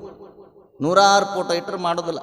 ಒಬ್ಬವ ಭಾಳ ಹಸಿವಾಗಿತ್ತು, ಅವಾಗ ಹೇಳ್ತಾನೆ, ಯವ್ವ ನನಗೆ ಹಸಿವಾಗ್ಯದ ಉಣ್ತೇನೆ. ಯಪ್ಪ ಇವತ್ತು ಅಮಾವಾಸ್ಯೆ ಅದ, ಅಮಾವಾಸ್ಯೆ ಐತಿ, ಮತ್ತೇನು ಮಾಡಬೇಕು? ಏನಿಲ್ಲಪ್ಪ, ಆ ಕಡೆ ಒಂದು ಚೆರಿಗೆ ನೀರು ಹಾಕೋ, ಈ ಕಡೆ ಒಂದು ಚೆರಿಗೆ ನೀರು ಹಾಕೋ, ನೀರು ಹಾಕ್ಕೊಂಡು ಸ್ನಾನ ಮಾಡಿ ಒಂದಿಟ್ಟು ದೇವ್ರ ಪೂಜೆ ಮಾಡಿಬಿಡು, ಮಾಡಿದ ತಕ್ಷಣ ನಿನಗೆ ಹೋಳಿಗೆ ಮಾಡಿ ಕೊಡ್ತೀನಿ, ಊಟ ಮಾಡಿ ಹೋಗಂತಿ ಅಂದ್ಲಾಕಿ. ಇವ ಅಂದ, ಜಗಲಿ ಮೇಲೆ ನೋಡಿದ್ರೆ 100 ದೇವ್ರದಾವ, ಅವು ಎಲ್ಲ ಪೂಜೆ ಮಾಡೋದ್ರೊಳಗ ಇಲ್ಲೇ ಪಕ್ಕದಾಗ ನಮ್ಮ ಅಕ್ಕನ್ನ ಕೊಟ್ಟಿವಲ್ಲ 2 ಕಿಲೋಮೀಟ್ರ್ ಐತಿ, ಇಲ್ಲಿ ಪೂಜೆ ಮಾಡೋದ್ರೊಳಗ ಆ ಮನೆಗೆ ಹೋಗಿ ಅಲ್ಲಿ ಅಕ್ಕನ ಮನೆಗೆ ಉಂಡು ಬರ್ಬೋದು ಅಂತ ತಿಳ್ಕೊಂಡು ಇವ ಏನು ಮಾಡಿದ್ರೆ ನಾ ಮಾಡೋದಿಲ್ಲ ಅಂತ ಸೈಕಲ್ ತೊಗೊಂಡು ಸೀದಾ ಪಕ್ಕದವ್ರಿಗೆ ಅವ್ರ ಅಕ್ಕನ ಮನೆಗೆ ಹೋದ. ಯಾಕ ನನಗೆ ಹಸಿವಾಗೈತಿ, ಏನು ಮಾಡಿ ಊಟಕ್ಕೆ ಕೊಡು ಅಂತ. ಅಯ್ಯೋ ತಮ್ಮ ಚಲೋ ಆತು ಬಿಡಪ್ಪ, ನಿಮ್ಮ ಮಾವ ಹೊಲಕ್ಕೆ ಹೋಗ್ಯಾನ, ಬಂದಿದ್ದು ಚಲೋ ಆತು, ಇವತ್ತು ಅಮಾವಾಸ್ಯೆ ಐತಿ, ಮನ್ಯಾಗ ನಿಮ್ಮ ಮಾವನು ಇಲ್ಲ, ಒಂದು ಚೆರಿಗೆ ಆ ಕಡೆ ಒಂದು ಚೆರಿಗೆ ಈ ಕಡೆ ಒಂದು ಚೆರಿಗೆ ನೀರು ಹಾಕ್ಕೊಂಡು ಒಂದಿಟ್ಟು ದೇವ್ರ ಪೂಜೆ ಮಾಡಿ ಎಡಿ ಹಿಡಿದು ಊಟ ಮಾಡು ಅಂದ್ಲಾಕಿ. ಇವ ಹೋಗಿದ್ದೆ ಅದಕ್ಕೆ ದೇವ್ರ ಪೂಜೆ ಮಾಡನಿದ್ದಕ್ಕೆ ಅಕ್ಕನ ಮನೆಗೆ ಹೋಗಿರ್ತಾನೆ. ಅಕ್ಕನೂ ಅದನ್ನ ಹೇಳ್ತಾಳೆ, ಅವಾಗಂತ ನಾವು ಇವ್ರಿಗೆ ಕಲಿಸ್ಬೇಕು ಪಾಠ ಅಂದವ. ಸೀದಾ ಎಲ್ಲ ಬಿಟ್ಟ ಸೈಕಲ್ ತಗೊಂಡು ಸೀದಾ ಮನೆಗೆ ಬಂದವನ ಅವಾಗ ಹೇಳ್ತಾನೆ, ಯವ್ವ ಅಕ್ಕ ಎಣ್ಣೆ ಕುಡಿದು ಬಿಟ್ಟಾಳಂದವ. ಅಕ್ಕ ಎಣ್ಣೆ ಕುಡಿದು ಬಿಟ್ಟ. ಇದು ಅಮಾಸೆ ಬಿಡುತ್ತೆ, ಹುಣ್ಣಿಮೆ ಬಿಡುತ್ತೆ, ಹೋಳಿಗೆ ಮಾಡೋದು ಬಿಡುತ್ತೆ, ಎಲ್ಲ ಬಿಟ್ಟು ಒಂದು ಟ್ಯಾಕ್ಟ್ರಿ ಮಾಡ್ತದು. ನಾ ಮಾಡಿ 4 ಮಂದಿ ಬಾರ್ಸವನ್ನ ಕರ್ಕೊಂಡು ಒಂದು ಸೀರೆ ತೊಗೊಂಡು ಒಂದು ಮಾಲೆ ತೊಗೊಂಡು ಅದು ತಯಾರಾತ. ಎಲ್ಲಿಗ್ರಿ? ಎಲ್ಲಿಗೆ? ಈ ಚಲೋ ಸೀರಿಗಿರಿ ಉಟ್ಕೊಂಡು ಟಿಪ್ ಟಾಪ್ ಆಗಿ ಹೊಸ ಬಟ್ಟೆ ಹಾಕ್ಕೊಂಡು ಒಂದು ಗಾಡಿ ಹೋಗ್ತಿರ್ತೈತಿ. ಎಲ್ಲಿಗ್ರಿ? ಬರೀ ಹರಿಯದಾರು. ಎಲ್ಲಿ ಹೋಗ್ತಿರ್ತಾರ? ಮದುವೆಗೆ ಹೋಗ್ತಿರ್ತಾರ.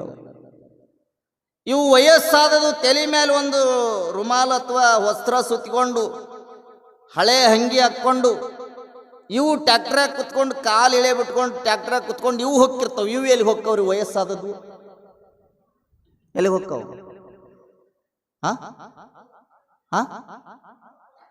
ಮಣ್ಣು ಕೊಡಾಕ. ಯಾಕೆ ಹೋಗ್ತಾರ್ರಿ? ಯಾಕೆ ಹೊಕ್ಕಾರ ಅಂದ್ರೆ ಇವರೆಲ್ಲರೂ ಮುಂದೆ ನಮ್ಮದು ಪಾಳೆ ಬಂದೈತಿ, ಹೆಂಗೆ ಕುಂಡ್ರಿಸ್ತಾರ ಅಂತ ನೋಡಿ ಬರಕ್ಕೆ ಇವು ಹೊಕ್ಕಾವ. ಮತ್ತು ಅವೇನು ಮದುವೆಗೆ ಹೊಕ್ಕಾವಲ್ಲ ಅವು ಅಂತಾವು ಮುಂದೆ ನಮ್ಮದು ಅಪ್ಪ ಈಗ ಎಲ್ಲ ಬರೋಬ್ಬರಿ ಕಲ್ತು ಬಿಡೋಣ, ಹೆಂಗೆ ನೋಡ್ಬೇಕು, ಎಲ್ಲ ಪ್ರಾಕ್ಟೀಸ್ ಅಂತ ತಿಳ್ಕೊಂಡು ಅವು ಅಂತಿರ್ತಾವ. ಇವು ಮಣ್ಣು ಕೊಡಕ್ಕೆ ಹೊಕ್ಕಾವ, ಅವು ಲಗ್ನ ನೋಡಕ್ಕೆ ಹೊಕ್ಕಾವ. ನಾನು ಭಾಳ ಜನರಿಗೆ ಹೇಳ್ತೀನಿ, ದಯವಿಟ್ಟು ನಿಮಗೆ ಹೇಳೋದು ಒಂದ ಮಾತು, ನಿಮಗೆ ಸೊಂಟ ಗಟ್ಟಿದ್ರ, ಕಾಲು ಗಟ್ಟಿದ್ರ, ಕುಂಡ್ರಾಕ ಬರ್ತೈತೆ ಅಂದ್ರ ದಯವಿಟ್ಟು ನೆಲಕ್ಕೆ ಕುಂಡ್ರೋದನ್ನು ಕಲೀರಿ. ನೆಲಕ್ಕೆ ಕುಂಡ್ರೋದನ್ನು ಕಲೀರಿ. ನಾಳೆ ನೀವು ಹೋದ ಮೇಲೆ ನಿಮ್ಮನ್ನು ಸೋಫಾ ಸೆಟ್ ಮ್ಯಾಗ ಕುಂಡ್ರಿಸೋದಿಲ್ರಿ ಮಾರಾಯ. ನಿಮ್ಮನ್ನು ಕುಂಡ್ರಿಸೋದು ನೆಲಕ್ಕೆ. ನಿಮ್ಮನ್ನು ಕುಂಡ್ರಿಸೋದು ನೆಲಕ್ಕೆ. ಯಾಕೆ ನೆಲಕ್ಕೆ ಕುಂಡ್ರಿಸ್ತಾರಂದ್ರ ನಿಂದು ಏನೂ ಇಲ್ಲ, ಕೊನೆಗೆ ನೀ ನೆಲಕ್ಕೆ ಇರಬೇಕು. ಅದಕ್ಕೆ ದಯವಿಟ್ಟು ನಿಮಗೆ ಈಗ ಹೇಳ್ತೀನಿ ನಾನು, ಕುಂಡ್ರಾಕ್ ಬರೋರು, ಹರಿಯದವರು ಒಂದಿಟ್ಟು ಪ್ರಾಕ್ಟೀಸ್ ಮಾಡ್ರಿ, ರೂಢಿ ಮಾಡಿಕೊಳ್ರಿ ನೆಲಕ್ಕೆ ಕುಂಡ್ರದ. ಒಂದು ವೇಳೆ ಈಗ ಸೀದಾ ಕುಂಡ್ರಾಕ್ ಕುಂತ್ರಿ ಅಂದ್ರೆ, ಕಲಿತ್ರಿ ಅಂದ್ರೆ ಅವಾಗ ನಿಮ್ಮನ್ನು ಸೀದಾ ಕುಂಡ್ರಿಸ್ತಾರೆ. ಮತ್ತು ಇವಾಗ ಸೀದಾ ಕುಂಡ್ರಾಕ ಕಲೀಲಿಲ್ಲ ಅಂದ್ರೆ ಅವಾಗ ಒದ್ದು ಕಾಲು ಮುರಿದು ಕುಂಡ್ರಿಸ್ತಾರೆ. ಅದಕ್ಕೆ ಒದ್ದು ಕಾಲು ಮುರಿದು ಕುಂಡ್ರಿಸ್ಕೋಬಾರ್ದು ಅಂದ್ರೆ ಈಗಿನಿಂದ ಒಂದಿಟ್ಟು ನೆಲಕ್ಕೆ ಕುಂಡ್ರೋದು ಕಲೀರಿ.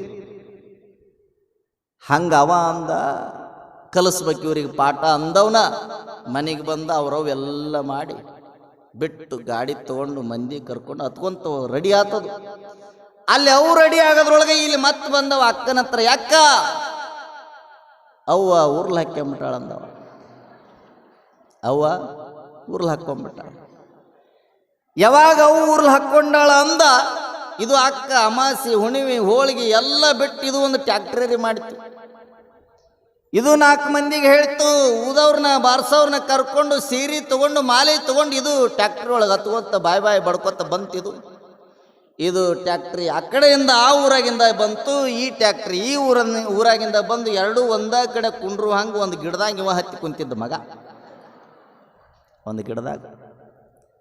ಯಾವಾಗ ಆ ಟ್ಯಾಕ್ಟ್ರಿ ಎದುರಿಗೆ ಬಂತು, ಈ ಟ್ಯಾಕ್ಟ್ರಿ ಎದುರಿಗೆ ಬಂತು, ಅದ್ರಾಗಿಂದ ಅವ್ರ ಅಕ್ಕ ಇಳಿತಾಳ, ಇದ್ರಾಗಿಂದ ಇವ್ರು ಅವು ಇಳಿತಾಳ. ಇಳಿದು ಇಬ್ಬರು ಮಾತಾಡ್ತಾರೆ. ಯವ್ವ ಮಗಳ ಮತ್ತೆ ಎಣ್ಣೆ ಕುಡ್ದಾಳಂದ ನಿಮ್ಮ ತಮ್ಮ, ಯವ್ವ ನೀ ಊರ್ಲ್ ಹಾಕ್ಯಂಡಾಳಂದ, ಏನಿದು ಇಬ್ಬರು ಸತ್ತಿರಲ್ಲ ಅಂದಾಗ ಇಬ್ಬರು ಮಾತಾಡುವಾಗ ಮ್ಯಾಲೆ ಕೂತಿದ್ದವ, ಇನ್ನೇನು ಪೂಜೆ ಮಾಡಂತೀರ ನನಗಂದವ.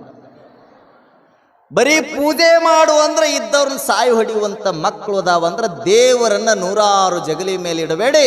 ಒಬ್ಬ ದೇವರನ್ನ ಭಕ್ತಿಯಿಂದ ಶ್ರದ್ಧಾ ಮನೋಭಾವದಿಂದ ಇಟ್ಟು ಬಿಟ್ಟರೆ ನಿಮ್ಮ ಮನೆಯ ಮಕ್ಕಳು ಪ್ರೇಮದಿಂದ ಪೂಜೆ ಮಾಡ್ತವೆ, ಪ್ರೀತಿಯಿಂದ ಪೂಜೆ ಮಾಡ್ತವೆ. ಅದಕ್ಕೆ ಭಗವಂತ ಎಲ್ಲಿದ್ದಾನೆ?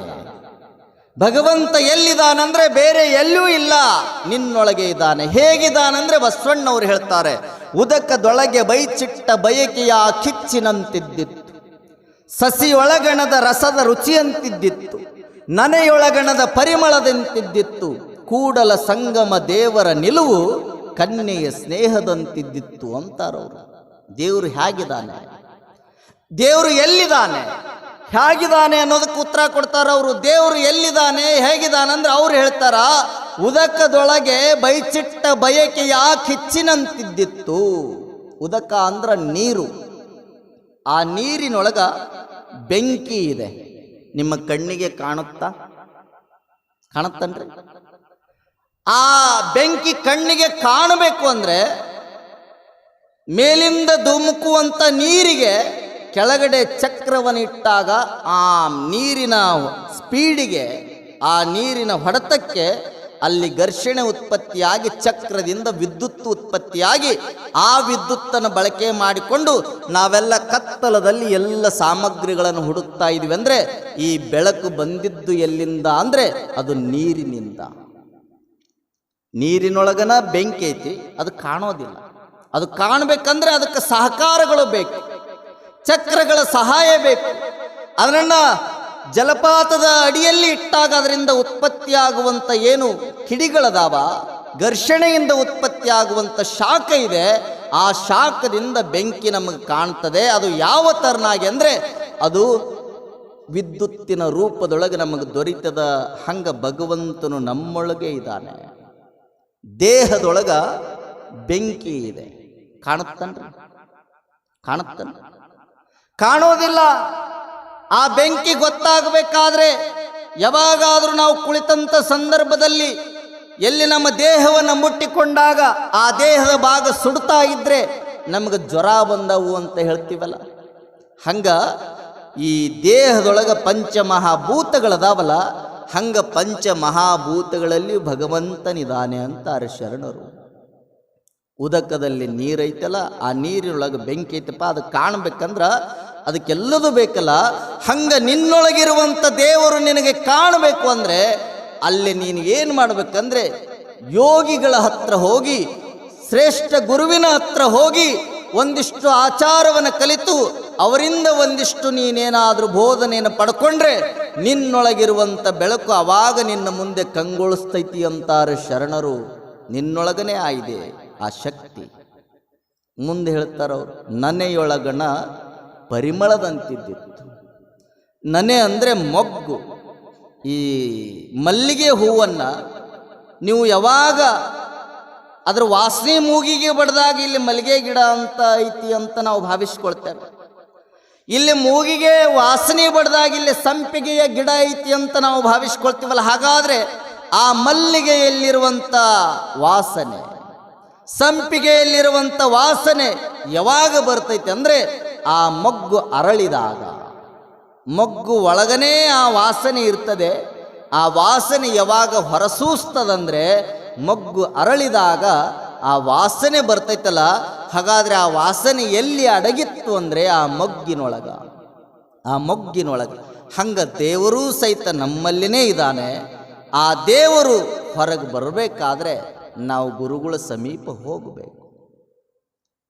ಮತ್ತೆ ಹೇಳ್ತಾರಲ್ಲ ಅವರು, ಸಸಿಯೊಳಗಣ ರಸದ ರುಚಿ ಅಂತಿದ್ದೆ. ಮಾವಿನಕಾಯಿ ಅಂತ ಹೇಳ್ತೀವಲ್ಲ, ಮಾವಿನ ಗಿಡ. ಆ ಮಾವಿನ ಗಿಡ ಯಾವಾಗ ರುಚಿ ಗೊತ್ತಾಗುತ್ತೆ ನಮಗಂದ್ರೆ ಅದು ಹಣ್ಣು ಬಿಟ್ಟಾಗ. ಇದು ಹುಳಿಯಾದ ಹಣ್ಣು ಸಿಹಿಯಾದ ಹಣ್ಣು ಅನ್ನೋದು ಗೊತ್ತಾಗಬೇಕಂದ್ರೆ ಆ ಮಾವಿನ ಗಿಡ ಫಸಲನ್ನು ಕೊಟ್ಟಾಗ ಗೊತ್ತಾಗ್ತದಲ್ಲ. ಹಾಗಾದ್ರೆ ಆ ಮಾವಿನ ರುಚಿ ಎಲ್ಲಿ ಅಡಗಿಕೊಂಡಿತ್ತು ಇಷ್ಟು ದಿನ ಅಂದರೆ ಅದು ಮರದೊಳಗನೇ ಆ ರುಚಿ ಇತ್ತು. ಆ ರುಚಿ ಗೊತ್ತಾಗಬೇಕಾದ್ರೆ, ನಾಲಿಗೆಗೆ ತಿಳಿಬೇಕಾದ್ರೆ ಆ ಹಣ್ಣು ಬಿಟ್ಟಾಗ, ಹಣ್ಣು ತಿಂದಾಗ ಗೊತ್ತಾಗುತ್ತೆ. ಹಂಗ ದೇವರು ನಮ್ಮೊಳಗ ಅದಾನ. ಆ ದೇವರು ನಮಗೆ ಕಾಣಬೇಕು ಅಂದರೆ ಗುರುವಿನ ಹತ್ರ ಹೋಗಬೇಕು ಅಂತಾರೆ. ಮುಂದೆ ಒಂದು ಉಪಮೇಯವನ್ನು ಕೊಡ್ತಾರೆ ಬಸವಣ್ಣವರು, ಕನ್ಯೆಯ ಸ್ನೇಹದಂತಿದ್ದಿತ್ತು. ಕೂಡಲ ಸಂಗಮ ದೇವರ ನಿಲುವು ಕನ್ಯೆಯ ಸ್ನೇಹದಂತಿದ್ದಿತ್ತು. ದೇವರ ನಿಲುವು ಹೇಗೈತೆ ಅಂದರೆ ಕನ್ಯೆಯ ರೂಪದೊಳಗದ. ಕನ್ಯೆ ಅಂದರೆ ಹೆಣ್ಣು ಮಗಳು. ಹೆಣ್ಣು ಮಗಳ ಹತ್ರ ತಾಯ್ತನ ಇಲ್ಲ ಅಂತ ಭಾವಿಸಬಾರ್ದು ನಾವು. ಆ ತಾಯ್ತನ ಗೊತ್ತಾಗಬೇಕು ನಮಗಂದ್ರೆ ಆಕೆಗೆ ಮದುವೆ ಮಾಡಿದಾಗ ಗೊತ್ತಾಗ್ತದೆ ತಾಯ್ತನ ಗೊತ್ತಾಗ್ತದೆ. ಮದುವೆ ಮಾಡಲಿಲ್ಲ ಅಂದರೆ, ತಾಯ್ತನ ಗೊತ್ತಾಗಲಿಲ್ಲ ಅಂದರೆ ಆ ಹೆಣ್ಣು ಮಗಳು ತಾಯ್ತನ ಇಲ್ಲ ಅಂತ ನಾವು ವಾದ ಮಾಡೋಕ್ಕಾಗೋದಿಲ್ಲ, ನಿರ್ಧಾರ ಮಾಡೋಕ್ಕಾಗೋದಿಲ್ಲ. ಅದು ತಾಯ್ತನ ಗೊತ್ತಾಗಬೇಕಾದ್ರೆ ನಾವು ಗಂಡಿನೊಂದಿಗೆ ಮದುವೆಯನ್ನು ಮಾಡಿದಾಗ ಹೆಣ್ಣಿಗೆ ತಾಯ್ತನ ಆಯ್ತು ಅನ್ನೋದು ಗೊತ್ತಾಗುತ್ತಲ್ಲ. ಹಂಗ ಒಬ್ಬ ಭಕ್ತನಾಗಿರುವಂಥ ಶಿಷ್ಯ, ಶ್ರೇಷ್ಠ ಶಿಷ್ಯ ಸಿಕ್ಕಾಗ ಆತ ಗುರುವಿನೊಂದಿಗೆ ಮದುವೆಯಾದಾಗ ಆತನಲ್ಲಿಯೂ ಸಹಿತ ತಾಯ್ತನ ಅನ್ನೋದು ಗೊತ್ತಾಗುತ್ತಂದ್ರೆ, ತಾಯ್ತನ ಅಂದರೆ ಇಲ್ಲಿ ಬೇರೆ ಏನೂ ಅಲ್ಲ, ಭಗವಂತನ ನಿಲುವು ಗೊತ್ತಾಗ್ತದೆ ಅನ್ನುವಂಥ ಮಾತನ್ನು, ಭಗವಂತನ ಸ್ವರೂಪ ಗೊತ್ತಾಗ್ತದೆ. ಭಗವಂತನ ಮುಟ್ಟಲಿಕ್ಕೆ, ಸಾಕಾರವನ್ನು ಕೊಡಲಿಕ್ಕೆ ಗುರು ನಮ್ಗೆ ಏನು ಮಾಡ್ತಾನಂದರೆ ಮಾರ್ಗವನ್ನು ತೋರಿಸ್ತಾನೆ ಅಂತ ತಿಳ್ಕೊಂಡು ಬಸವಣ್ಣವ್ರು ಹೇಳ್ತಾರ, ಗುರುವಿನ ಸಾಮೀಪ್ಯ ನೀವು ಹೋಗಬೇಕು ಅನ್ನೋದಕ್ಕಾಗಿಯೇ ದೇವರು ನಮಗೆ ಕಾಣಬೇಕಾದ್ರೆ ಗುರುಗಳ ಹತ್ರ ನೀವು ಹೋಗಬೇಕು ಅಂತ ತಿಳ್ಕೊಂಡು ಹೇಳ್ತಾರಂದರೆ, ನಾವು ಎಲ್ಲಿಯೂ ಕಾಣದ ದೇವರನ್ನು ಹುಡುಕುವ ಬದಲು ಇಲ್ಲೇ ಇರುವಂಥ ಗುರುವಿನ ಹತ್ರ ಹೋಗಿ ಆ ಗುರುಗಳ ಮಾರ್ಗದರ್ಶನದೊಳಗೆ ನಾವು ಬದುಕಿದ್ದೇ ಕರೆ ಆದರೆ ನಮ್ಮ ಮುಂದೆನೇ ಭಗವಂತ ಪ್ರತ್ಯಕ್ಷನಾಗ್ತಾನೆ. ಅದಕ್ಕೆ ನಾವು ದೇವರನ್ನು ಹುಡುಕೋದು ಬೇಡ, ನಮ್ಮೊಳಗನೇ ಇದ್ದಾನೆ, ನಾವೇ ಬದಲಾವಣೆ ಆಗಬೇಕು ಅನ್ನುವಂಥದ್ದು. ದೇವರಿಗೆ ಬುದ್ಧಿಲ್ಲ ಅನ್ನುವಂಥ ಜನಗಳೇ ಬಾಳಿದ್ದಾರೆ ಈ ಭೂಮಿ ಮೇಲೆ. ಅಲ್ಲಾಕೋ ಅಕಲ್ ನಹಿ ಅಂತಾರೆ, ನಹಿ, ಅವನಿಗೆ ಬುದ್ಧಿನೇ ಇಲ್ಲ, ಅಲ್ಲಾಗ ಬುದ್ಧಿನೇ ಇಲ್ಲ ಅಂತಾರೆ. ಯಾಕ ಅಂದ್ರ ಅವ ಹೇಳಿದ, ಯಾಕಂದ್ರೆ ಅಲ್ಲೋ ಬುದ್ಧಿ ಐತೇನೋ ಭಗವಂತನಿಗೆ. ಯಾಕ? ಕುಂಬಳಕಾಯಿ ಇಂಥವಿರ್ತಾವ, ಕುಂಬಳಕಾಯಿ, ಆದ್ರೆ ಅದ್ರ ಬಳ್ಳಿ ಎಷ್ಟು ಸಣ್ಣದಿರ್ತದ. ಸಣ್ಣ ಬಳ್ಳಿಗೆ ಇಂತಿಂಥ ಕುಂಬಳಕಾಯಿಗಳನ್ನು ಬಿಟ್ಟು ಕೊಟ್ಟಾನ. ಮತ್ತೆ ದೊಡ್ಡ ದೊಡ್ಡ ಆಲದ ಮರಗಳಿರ್ತಾವ, ಹತ್ತಿಯ ಮರಗಳಿರ್ತಾವ, ಆ ಮರಗಳಿಗೆ ಸಣ್ಣ ಸಣ್ಣ ಕಾಯಿಗಳನ್ನು ಕೊಟ್ಟಾನ. ಅದಕ್ಕೆ ಅವನಿಗೆ ಬುದ್ಧಿಲ್ಲ ಅಂದೊಬ್ಬ. ಯಾವಾಗ ಬಿಸಿಲು ಹತ್ತಿತ್ತು, ಸ್ವಲ್ಪ ಗಿಡ ನೆಳ್ಳಿತ್ತಲ್ಲ, ಮಲ್ಕೊಂಡವ ಅಲ್ಲೇ ಹತ್ತಿ ಹಣ್ಣಿನ ಗಿಡದ ಕೆಳಗೆ ಮಲಗಿದ. ಮಲಿಗೇಳೋದ್ರೊಳಗಾಗಿ ಮೈ ತುಂಬ ಹತ್ತಿ ಕಾಯಿಗಳು ಬಿದ್ದಿದ್ವು ಅವನಿಗೆ. ಅವಾಗವ ಅಂತಾನ ಅಲ್ಲಾಕೋ ಅಕಲ್ ಹೈ ಅಂದವ. ದೇವರಿಗೆ ಬುದ್ಧಿ ಇದೆ.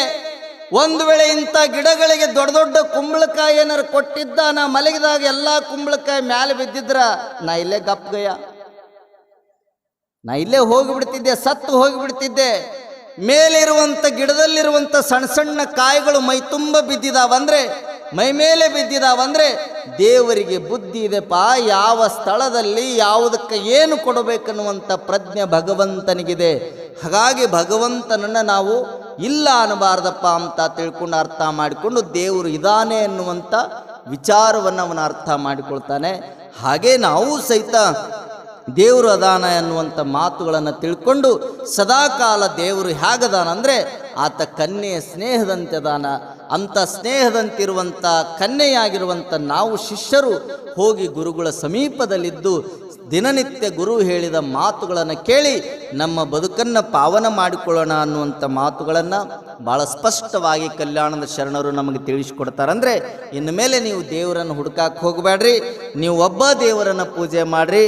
ಅದು ಪ್ರೀತಿಯಿಂದ ಬಸವಣ್ಣನಾದರೂ ಪೂಜೆ ಮಾಡಿ, ಇಲ್ಲ ನಂದೀಶನನ್ನಾದರೂ ಪೂಜೆ ಮಾಡಿ, ಆ ದೇವರು ನಿಮಗೆ ಒಳಿತು ಮಾಡೇ ತೀರ್ತಾನೆ ಅನ್ನುವಂಥ ಭರವಸೆಯನ್ನು ಇಟ್ಕೊಂಡು ಸದಾಕಾಲ ದೇವರ ಮೇಲೆ ಪ್ರೀತಿಯನ್ನು ಇಟ್ಕೊಂಡು ನೀವು ಹೋಗಿದ್ದೆ ಕರೆ ಆದರೆ ದೇವರು ನಿಮಗೆ ಯಾವಾಗಲೂ ಸಹಿತ ಒಳಿತನ್ನೇ ಬಯಸ್ತಾನೆ ಹೊರತಾಗಿ ಕೆಟ್ಟದ್ದನ್ನು ಎಂದೂ ಬಯಸೋದಿಲ್ಲ, ಎಂದೂ ಬಯಸೋದಿಲ್ಲ. ಅದಕ್ಕೆ ಇನ್ನು ಮೇಲೆ ಆದರೂ ನಾವು ಎಲ್ಲಿ ಹೇಳ್ತೀವಿ ಅಲ್ಲಿ ಹೋಗೋದಕ್ಕಿಂತ ಒಬ್ಬ ದೇವರ ಮೇಲೆ ನಂಬಿಕೆ ಇರಲಿ, ಒಬ್ಬ ದೇವರ ಮೇಲೆ ನಂಬಿಕೆ ಇರಲಿ.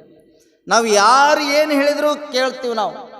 ಇಲ್ರಿ ಭಾಳ ನಮ್ಮ ಮಗಳಿಗೆ ಗಾಳಿ ಆಗ್ಯದ, ನಮ್ಮ ಮಗನಿಗೆ ಗಾಳಿ ಆಗ್ಯದ, ಈ ದೇವ್ರು ಅಲ್ರಿ ಆ ದೇವ್ರಿಗೆ ಬಿಡಿಸ್ತಾರ, ಅಲ್ಲಿ ಹೋಗಿ ಬರ್ರಿ ಅಂದ್ರೆ ಅಲ್ಲಿ ಹೋದ್ವ ಒಂದು 3 ಜನ ಭಿಕ್ಷುಕರಿದ್ದು. ಆ 3 ಜನ ಒಂದು ಹಳ್ಳಿಗೆ ಭಿಕ್ಷೆಗೆ ಹೋದರು. ಹಳ್ಳಿಗೆ ಭಿಕ್ಷೆಗೆ ಹೋದಾಗ ಆ ಭಿಕ್ಷುಕರಲ್ಲಿ 3 ಜನ ಇದ್ರು. ಒಬ್ಬ ಕ್ರೈಸ್ತ ಧರ್ಮದವ, ಒಬ್ಬವ ಇಸ್ಲಾಂ ಧರ್ಮದವ, ಮತ್ತೊಬ್ಬವ ಈ ನಮ್ಮ ಧರ್ಮದವ ಲಿಂಗಾಯತ ಧರ್ಮ. 3 ಜನ ಹೋದ್ರು. ಹೋಗಿ ಭಿಕ್ಷಾ ಬೇಡಿಕೊಂಡು ಬರ್ತಿರ್ಬೇಕಾದ್ರೆ ಒಂದಿಷ್ಟು ಮಳೆ ಹತ್ತಿತ್ತು. ಆ ಹೊಳಿ ದಾಟಿ ಆ ಊರಿಗೆ ಹೋಗಿದ್ರಲ್ಲ, ಭಿಕ್ಷೆ ಬೇಡಿಕೊಂಡು ಬರುವಾಗ ಹೊಳೆ ತುಂಬಿ ಹರಿಯಾಕತ್ತಿತ್ತು. ತುಂಬಿ ಹರಿಯುವಂಥ ಸಂದರ್ಭದೊಳಗ ಮಳೆ ಬಂತನ್ರಿ. ತುಂಬಿ ಹರಿಯುವಂಥ ಇಲ್ಲಿ ಒಳಗೆ ಬರ್ಯಪ್ಪ ಎಲ್ಲ ಶರಣರು.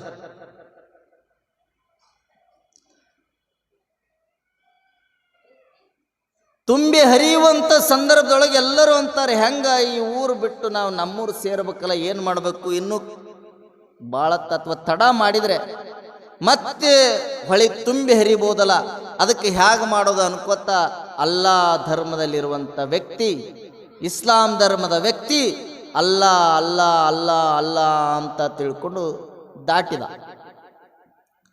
ಕ್ರೈಸ್ತ ಧರ್ಮದ ಒಂದ ನಮಗೇನು ಒಬ್ಬರ ದೇವರು ಏಸು, ಅವನು ಏಸು ಏಸು ಏಸು ಅನ್ಕೊಂತ ದಾಟಿದ ಮೇಲೆ ಇವ ಇದ್ನಲ್ರಿ ನಮ್ಮ ಧರ್ಮದವ, ಇವ ನದಿಯಾಗ ಕಾಲಿಟ್ಟ, ಬಸವಣ್ಣ ಬಸವಣ್ಣ ಬಸವಣ್ಣ ಬಸವಣ್ಣ ಅಂದ. ಯಾವಾಗ ಬಸವಣ್ಣ ಅಂದ, ಬಸವಣ್ಣನ ಮೇಲೆ ನಂಬಿಕೆನಿಟ್ಟು ದಾಟಿದ್ರ ದಾಟಿ ಬಿಡ್ತಿದ್ದ. ಕಾಲಿಟ್ಟ ಮೇಲೆ ಮಣಕಾಲಿಗೆ ಏನು ನೀರು ಬಂದವಲ್ಲ, ಅವಾಗ ಬಸವಣ್ಣನ ಬಿಟ್ಟಿವ, ನಂದೀಶ್ ನಂದೀಶ್ ನಂದೀಶ್ ನಂದೀಶ್ ಅಂದ. ಯಾವಾಗ ಮಣಕಾಲಿಂದ ಸೊಂಟ ಮಟ್ಟ ನೀರು ಬಂತು ಅವಾಗಂತಾನ ನಂದೀಶನು ಬರವಲ್ಲ, ಬಿಡಾನ ಶಿವನೇ ಶಿವನೇ ಶಿವನೇ ಚಾಲು ಮಾಡಿದ. ಸೊಂಟದಿಂದ ಮತ್ತೆ ಭುಜಕ್ಕೆ ಬಂತು. ಅವಾಗ ಬೇರೆ ದೇವರು ಬಂದ,